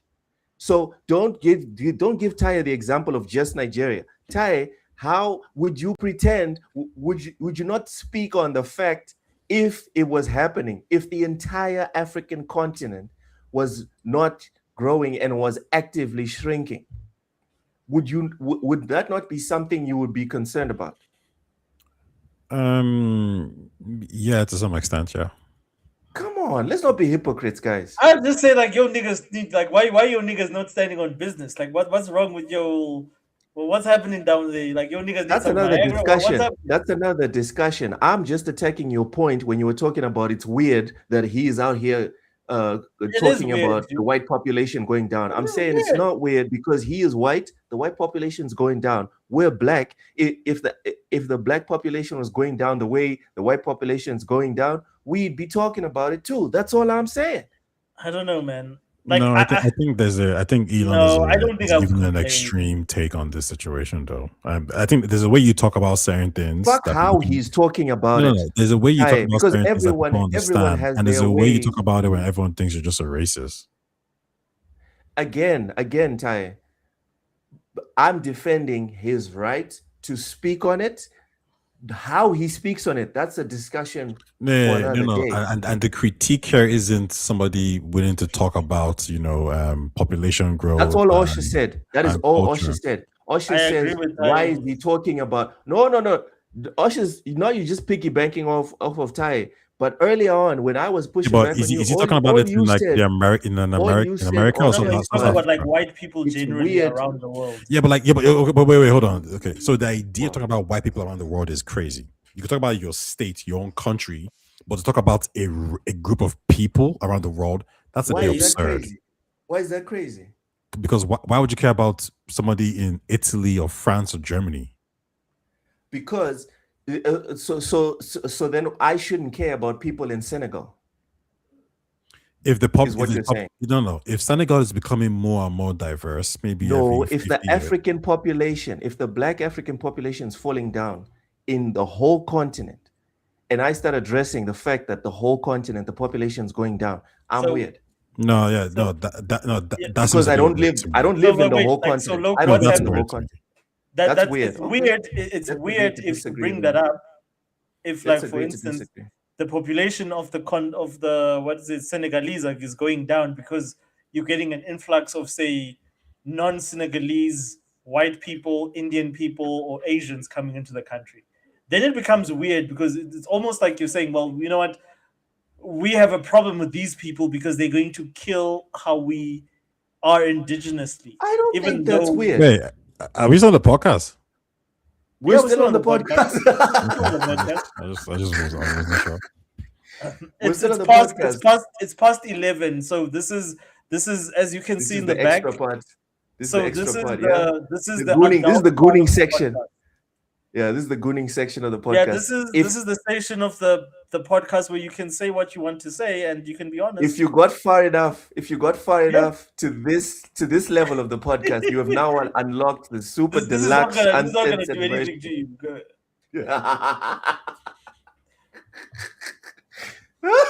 So again, boys, I don't think it's a problem.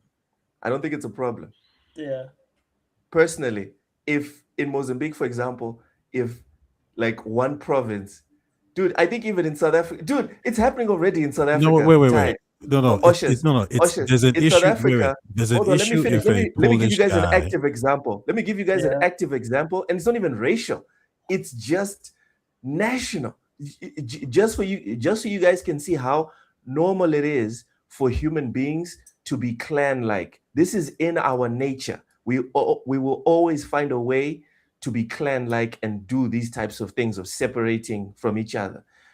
South Africa has a huge, and I mean huge, influx of Zimbabweans in Johannesburg. They've taken up Not just Johannesburg, essentially across South Africa, yeah. Like okay, but Johannesburg is the biggest one. They've essentially taken over two neighborhoods in the financial capital. Johannesburg is like New York for South Africa. Yeah. Zimbabweans have taken over these two neighborhoods. Zimbabwe is right next to South Africa. Like the way Mexico is right next to the US, the way Spain is right next to Portugal. Okay? Just to show you like proximity, right? The racial demographics are exactly the same in terms of DNA. It's the same black, Bantu, thick-lipped motherfuckers on both sides. Okay? Do you know what's happening? Do you know what's happening in Johannesburg? Human nature is taking over. In those two neighborhoods, Oshus's friends, his cousins, his aunts, they are creating problems for the government because they're like, get these motherfucking Zimbabweans I don't condone that, and I don't agree with that. It doesn't matter what you condone. What I'm trying to point out, anti-xenophobia. Everybody deserves a fair shot. Everybody deserves a fair shot. Sure. Let me interject real quick. Let me interject real quick. No, let me interject real quick. There's a problem if some guy in Australia is crying about population control and keeping England, or keeping the Zimbabweans out. No, yeah. Mind your business. That's a problem here because to be clear, yeah. Like, listen, I'm from Ireland, Irish, and if France, for whatever reason, people in France are okay. So I was doing this. I was having a discussion with my friend about this year. In Spain, for example, Europe is very anti whatever now about whatever it is. When Germany said we are going to bring all these refugees from Syria, we're going to accept them. That's Germany, and the Germans were happy. Why is somebody from the UK saying no? Don't bring them. You're not in that country. It's not your business. Hold on. If the native population is happy, then why are you crying about it? Okay, Osha's going to step away for a minute.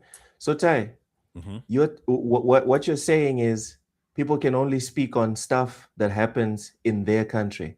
Do not speak on stuff that happens. No, you can speak on outside of their country. No, you can't. But you just used the fact that you don't want someone from Australia talking about what's happening in Africa. No. Somebody from Australia telling Irish people who are very happy to have different people in their country saying, no, you shouldn't, because we don't want the white population to decrease. It's like, bro, mind your business.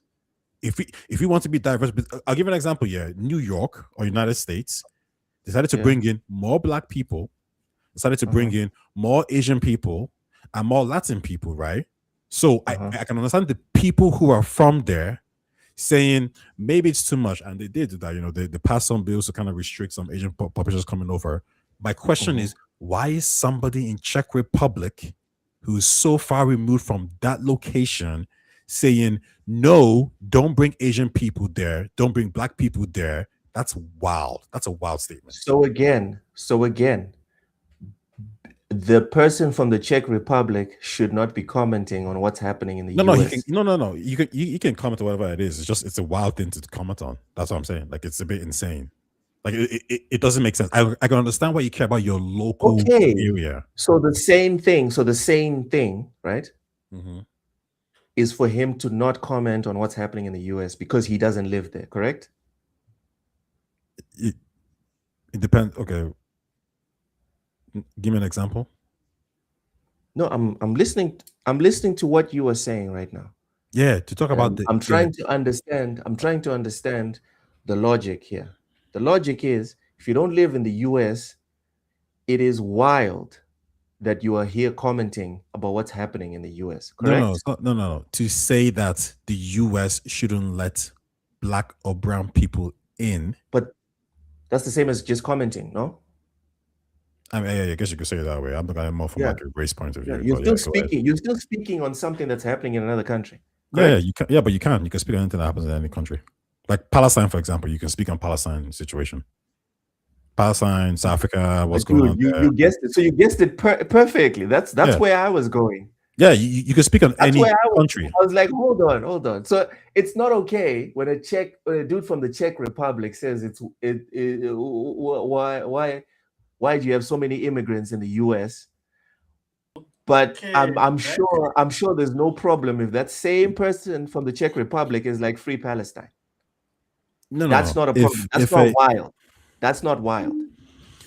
No. If Japan, for example, says, "Hey, listen, we need," let's not move it around. Let's stick to your example of the guy from the Czech Republic. Yes, who was commenting on what's happening in the U.S. That's wild. That's what you said, and I'm saying, is it wild for this person from the Czech Republic to comment on stuff happening in Palestine?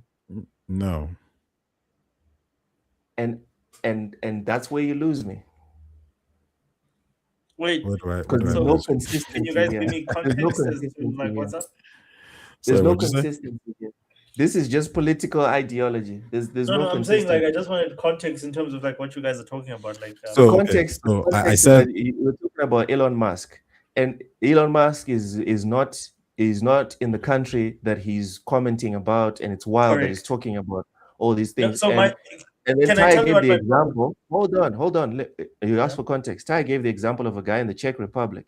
It's wild for a guy in the Czech Republic, for example, to be commenting about what's happening in the U.S. political system, talking about, why do they have all these refugees, whatever, in the U.S. And he guessed correctly. He guessed correctly that my follow-up question would be, okay, if this guy from the Czech Republic starts commenting about free Palestine, what are your thoughts? No. But my point was always about race. Fine. My point was always about race. Yeah. So if you're white, wait. I'm saying if you're a white person or even a black person in Senegal or whatever it is, and then if South Africa is becoming more diverse because more people are having mixed race children or whatever it is, the idea that a black person in Senegal who's far removed from the South African culture is demanding or saying that shouldn't happen, whatever, South Africa should just be a black player, all kind of stuff. It's like, bro, it's not that deep. Like, mind your business. Like, stay in your own lane.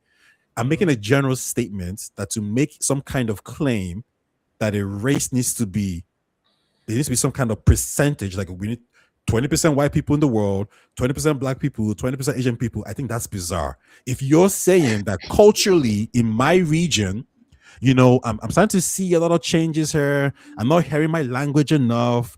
People are, the culture is changing. I can see. I understand that. That's why you have me. Like, maybe you can agree on that point there. But to get upset because in Australia, it's happening over there. Even though the people over there are okay with it, and I'm like, yeah, whatever, it's all good here. I think that's a wild thing to do. To care so much, it just seems a bit insane. All I'm saying is we need to be consistent about the philosophy behind it. But that is consistent. It's all about race. No, but I don't think you need to be consistent in anything. The reason why I'm saying it's not consistent, Ty, is that when you look at the question of race, by your theory, any talk about anything to do with race should only be handled with people that live in the country, correct? No. That to me is silly. You like that's not how consistency works, dude. Like you can't dude. He's the one. I was trying to stay on the big picture of people should be able to talk about whatever they want to talk about, regardless of whether they're that's fine. Where that's they're fine. located. I agree it's with not you. Fine. Clearly, it's not fine. No. Clearly, it's not fine, fellas. Clearly, it's not fine because we just came up with the example of Elon Musk, and both of you are saying he shouldn't be able to speak. No one said that. No, I'm not saying he shouldn't be able to speak. I'm saying what he's saying is racist. Like he can speak on it only once, but he's racist. His point of views are completely, and he's made it very clear that he's very racist in his point of views of how he views race. And I can give you the 3 points why. What makes him racist? Yeah. First of all, Elon has never once commented. He's an African from South Africa. He's never once commented of having a problem in terms of like the population numbers in terms of black people. He's never commented in terms of like he thinks it's a positive thing or a negative thing. He only comments when it comes to white nations that he's not even part of those nations. Demographic, like he's not from Italy, but he was sitting there with the prime minister from Italy, and he was saying Italy should belong to the Italians, and literally hinting that like, well, of course, the Italians that it should belong to is the white Italians, not the immigrants that are coming from other countries, etc. He does the same thing in America, which is not his country. Mind you, he's an immigrant in America from Canada who worked illegally in America for a prolonged amount of time to get where he is now before he got like legal work rights. He's a South African. How did his ancestors get to South Africa? First of all, his great-grandfather or his grandfather was like Canadian, and I think you're going on a rant here. You said it's not a rant, dude. What I'm saying to you is that like, how is he commenting? Your first point is not valid. What's your not first valid? point is not valid. A black person that only speaks on black issues is not a racist. So give me an example. A white person. Hold on. A white person. Examples. Hold on. A white person. No. Don't generalize. Give me examples. I'm talking about behavior. Listen, I'm talking about behavior. Who's behavior? A white person. Listen. You just said he is racist. Your first point. Yes. Elon Musk is racist because he only speaks about the white plight. Absolutely. That's what you said. And what I'm saying is, and this is how I test a lot of theories, switch it around. Switch it around. Oh, XY, but about men. Okay, switch it around. If you make it about women, is it still okay? Is it still okay? And what I'm saying is, listen. Because you said I was telling stories. What I'm saying is, if Elon Musk is racist because he's a white man who only talks about the white plight, are you also saying, and I know you're not saying this, are you also saying all Asians that only speak about Asian plight are racist? Are all black people that only speak about the black plight racist? I know you don't think that. Absolutely. I'm anti-Pan-Africanist because they only focus on the needs of a specific African diaspora. Think all black people that only focus on the black plight and black people's like success is in a racial way? Yes, they are racist. Wow. If you focus on race, if your solution for human problems, which scientifically we've proven are human problems, is based around race, then you are a racist. There's no qualifier there. Everything that you're doing is based around race. Respect. Black or white. Respect. You, There's a you, lot of you black know people what? Yeah, that I actually refuse thought. that. There's I a lot actually of thought. black people. I that thought you had ushers there. refuse it, that the black people that black people can be racist. Sorry, I'm amazed. I thought you had ushers there. I'm Yeah, but I amazed think you and actually made a impressed. really good point. Like that's I'm actually a good impressed, point. Ushers. If you're Well done. focusing solely on race, or if something is happening in the world and you're only speaking about it from your race point of view and dismissing other other different groups or whatever it is, then I think there's an argument to be made there, to be honest. Even if you're black, you can be racist. Oh, of course, yeah. Yes, Black can be racist. absolutely. Yeah. Oh, okay. Respect. Every single human being in this world can be racist. Okay. The moment everything, the moment your worldview, You is guys shaped would get kicked according- out of critical race theory in like volume 1, but okay, gotcha. But I don't subscribe to any of that. I don't even know what critical race theory is. I've seen it, like I've seen people talk. I don't know about it. I don't care enough to unless it's like unless somebody comes to me and says, "Listen, it's going to drastically change how you feel about about these issues. Go read this book." And then gives me specific reasons why. I'm not going to subscribe to that. I don't care. Because in South Africa, we've been exposed to racial ideology. We're a country based on racism. And a lot of, even today, a lot of like how South Africa runs is based on racist like ideologies and whatever. So my thing is to break down that whole thing, to say, well, okay, I'm a person that looks at everyone as a human being first. And I try to approach most human problems through that lens, to say, well, we need to solve human problems as human beings. And I take exception to people who look at human problems and see culture and race. And Elon Musk has made it clear. I think one of his most provocative tweets was the fact that, like, if white people don't take charge of like their countries, we will soon be extinct. Or if we don't take charge of the white population, or we don't take charge of like, our presence as white people in the world, we will be wiped out and will be killed. And to me, there's nothing more racist than that, because you are saying, as the people that own most of everything in the world, you are a threat from insurgent races. And you are a billionaire who's the richest man in the world, and you are saying this shit, and you advocating for this stuff, and you're telling me there's nothing racist there? I'm sorry. Like Elon cannot beat the charges of being a racist. Respect, Oshis. Respect. That's all I have for you, man. Respect. And his father is not like, his father doesn't make things easier for him either, because his father says the worst things about Black South Africans, like, and the fact that like he doesn't take any accountability for the privilege that he enjoyed in apartheid. And the privilege that was enjoyed by Elon and his brother and all his siblings growing up. He takes no accountability for it. He thinks it's all deserved and he's in the right. And again, like I'm not surprised. Like, to me, I look at that, I'm like, it makes perfect sense why Elon is the way he is. It just happens to be that he's the richest man in the world, but he's a racist. He still has a very white supremacist view of progress. He doesn't think people can progress unless they are being led by white people, and he's stated that. Yeah, man. Listen, I have no more pushback for you on the subject of Elon Musk. But anyways, sorry, Ty, you were saying some stuff. Ty? He did leave a comment, but Ty, we can't hear you. I saw his comment on if the opposite were happening, I wouldn't care.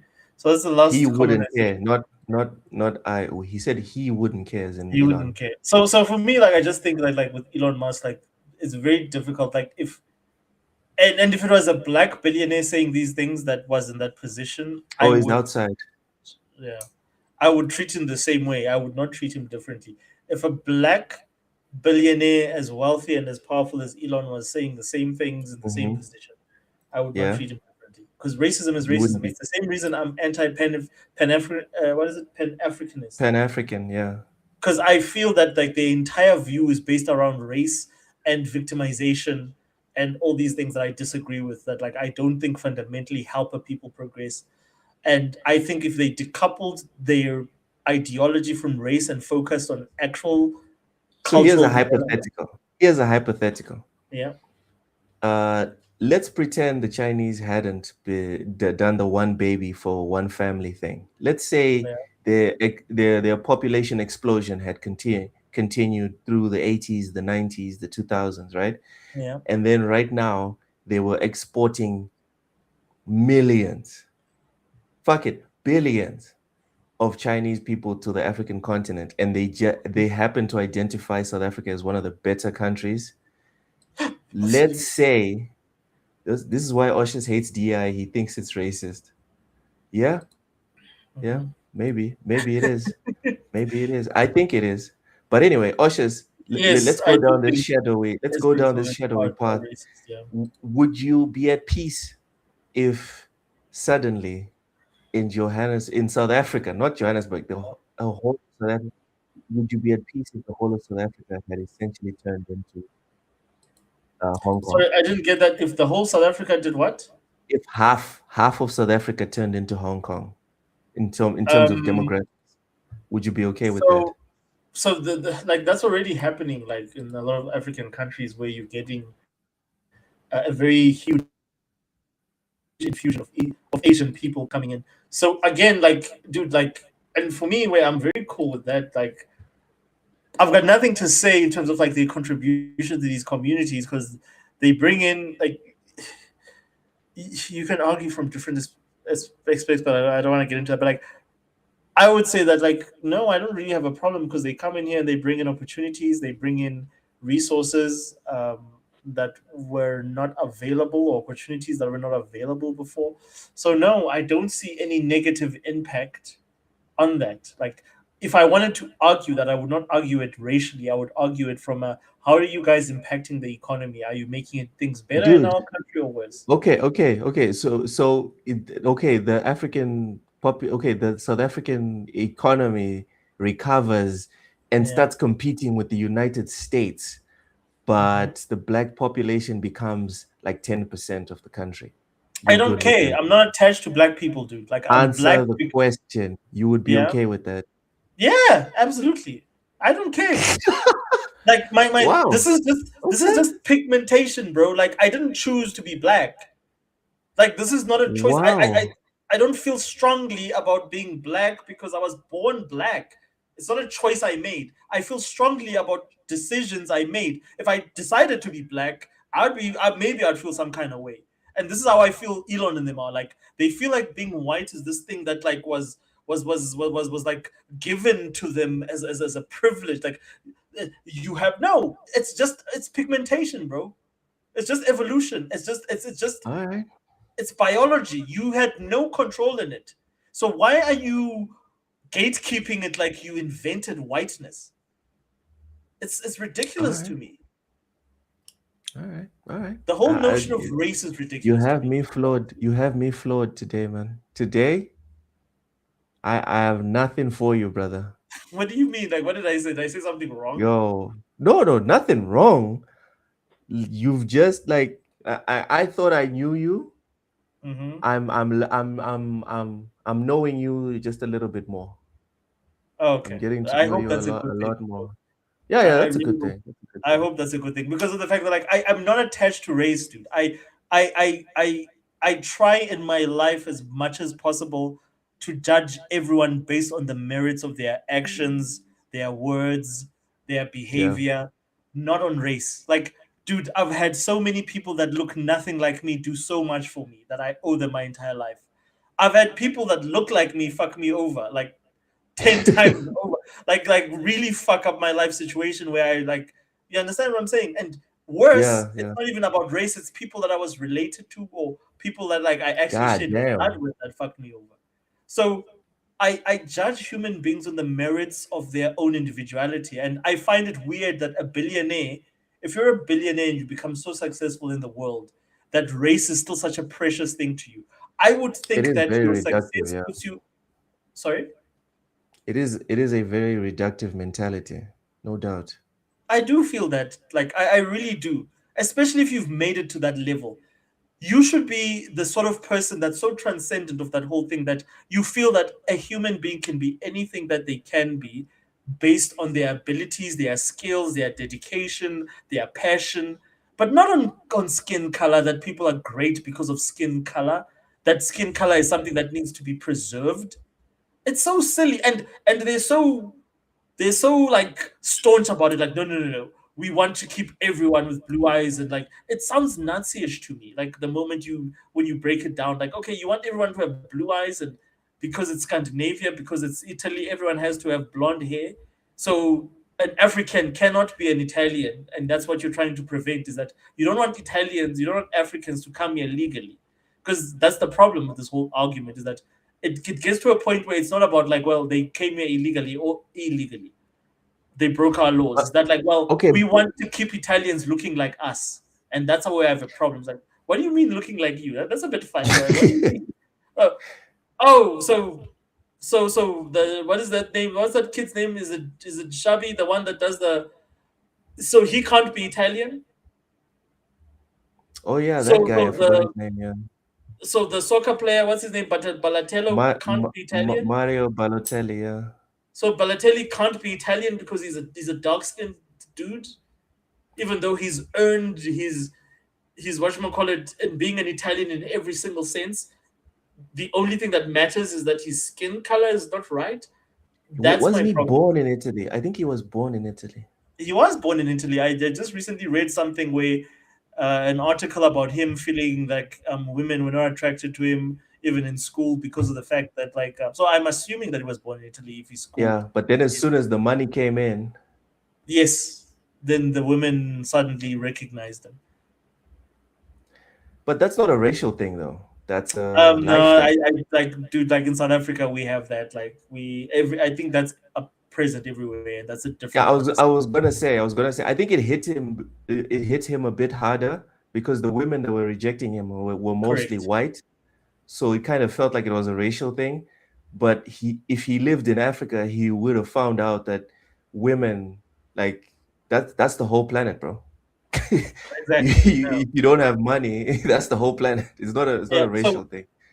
No, I agree. Like, dude, like I'm very much for all that thing. Like I'm not a believer that like black people and people that are whatever. That's a very American mentality, in my opinion, because that's how American racial politics work.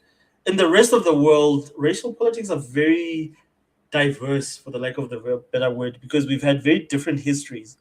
And for me, it has to do with this weird mentality of like, there's something to be preserved in your skin color. Like look, like I've done enough studying in terms of science to understand that if you have human beings, right? You have someone from the Congo, you have someone from Germany, you have someone from Shanghai, and you have someone from Argentina sitting next to each other in a bus. Do you know what the difference in terms of like genetically, in terms of race between those people from all those different groups is? What's the difference? It's 99.95%. It means that you're 99.9% the same. Sorry, it's 0.5. It's not even 0.5%. It's probably 0.5% is the difference between all of you guys. The fact that you guys can have children together tells you that you're exactly the same thing. So to me, race is the most stupid qualifier in the world, and I hate people that hold on to that tell you, as a dear fact. Like, and that's why I feel about Elon. I feel like he holds on to race. Let me break your heart. Let me break your heart real quick. Mm-hmm. Even if we were all the same skin color,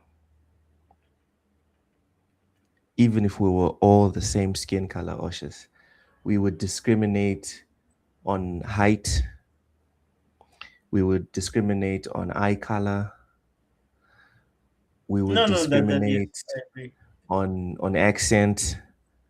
The same way, like for example, Zimbabweans in South Africa, they get discriminated against just because of their accent, but because they look. If a before a Zimbabwean opens his mouth, he is essentially a South African. You can't tell the difference. Mm-hmm. Until he starts speaking, and then you're like, oh, okay, this guy's not from here. Boom. So again, dude, I hate to break your heart, my brother. If the goal is the end of discrimination amongst the human race, you will not see it for as long as the human race exists. No, I agree. Because I we will completely find agree a with way to discriminate against each other. I agree with you, but I just say that like someone that says that they're a purveyor of free speech and that they are Oh yeah, non-racist. yeah, yeah. People. Going Like back to the I'm main judging. point, yeah. I'm judging Elon here. I'm not judging anyone else. I'm judging Elon Musk specifically here that he is racist. Like Elon Musk has made it clear that he's racist. His primary care is for people that look like him. It's the same reason that he encourages, like his entire philosophy is based around the fact that like no people, he always says people in the West. What he means is that white people in the West need White to have more people. kids like him. Like, and everything that he says reinforces this. He has never spoken, he has maybe mentioned in the past, like he's spoken about, like, let's say, for instance, Asians and the dropping population rates in Japan, but as a comparison.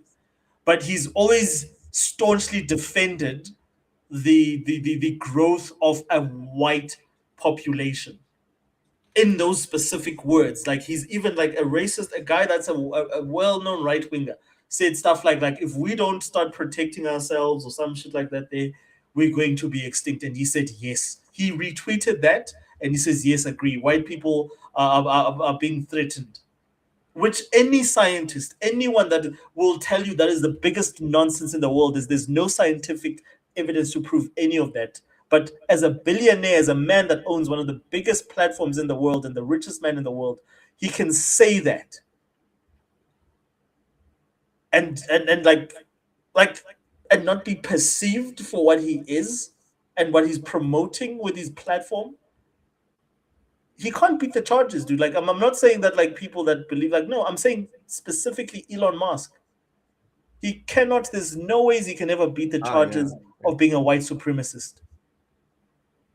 No, I wanted to get your definition of how you look at it, the whole race thing, and the reason why I brought in the whole, or if a black person did it, how would you react? Is again to my original point when you're talking about Baldur's Gate with Ty. We as a species understand things with using comparison. That's how we understand the universe. That's how we've built empires. That's how we've survived, by comparing things. So when you explain to me how you feel in terms of the whole paradigm, I with you specifically, I will never ever discount your opinion of, yeah, he's a racist. I'll never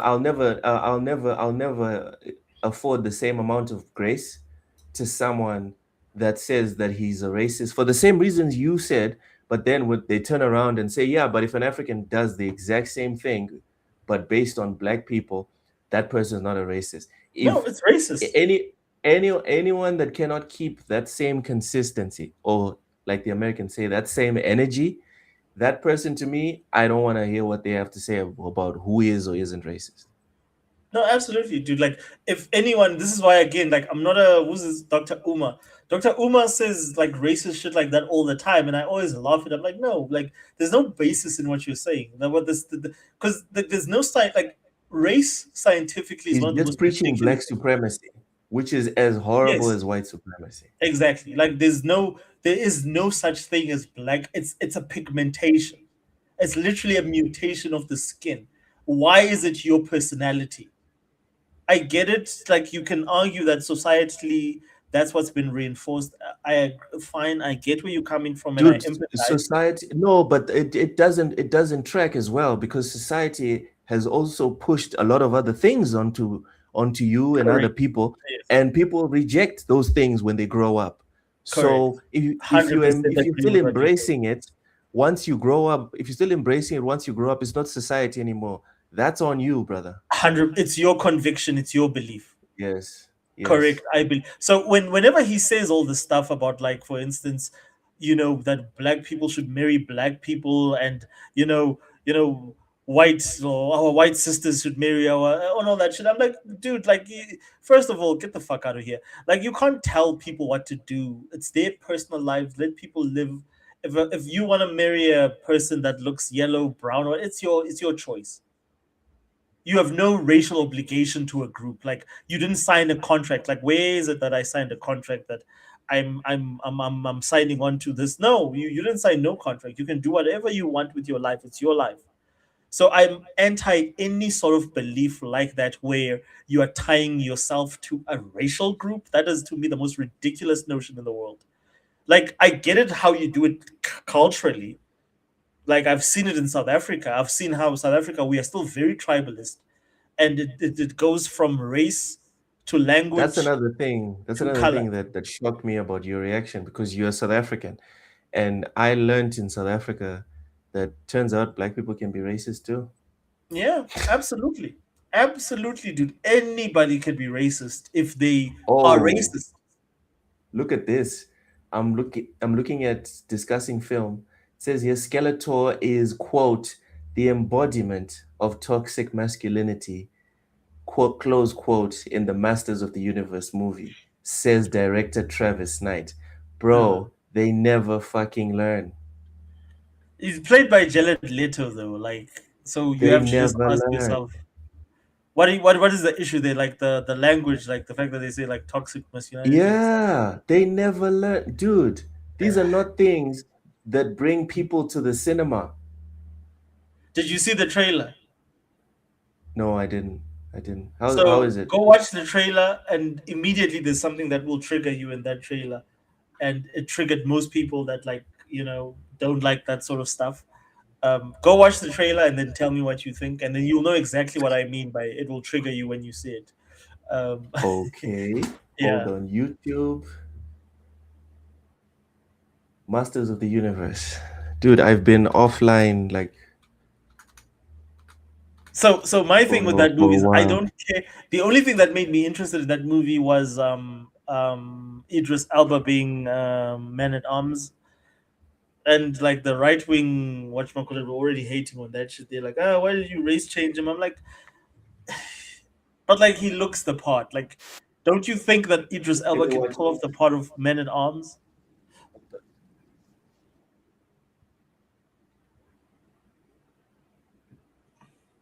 But anyways, like, so look, I think I'm gonna wrap the show down. We lost Taye. He's still commenting in the chat. But like, look, it's been awesome having you back, man. Like, it feels like it's been over forever.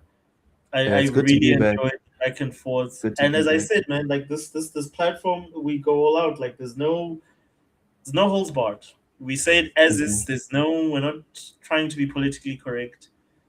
But we are respectful. We are respectful of others, and we are considerate. I would hope. But thank you, guys. Thank you. Like, like our regulars here are people who inherited from you. Look, it's Raichi, it's Fuzzy Tomato. Those are our regulars, and of course, a couple of other people from the local community. They are the stars of the show. Fuzzy, thank you for coming through. Love your contribution. Same, Raichi. Love your contribution every week. And we enjoy having you on here. And I've said to you guys, if you ever want to be part of the show and part of the panel, please let us know. But I think you guys just enjoy, like, the conversation. But if you ever, just let us know, and then we'll put you in. This trailer Loke, looks hot, bro. What's up? This trailer looks good. Which trailer? Oh, for the movie. Yeah, I want to watch this. So, Loke, before I close the show, now I want to, please plug your stuff. When are we gonna see you next, bro? We've missed you.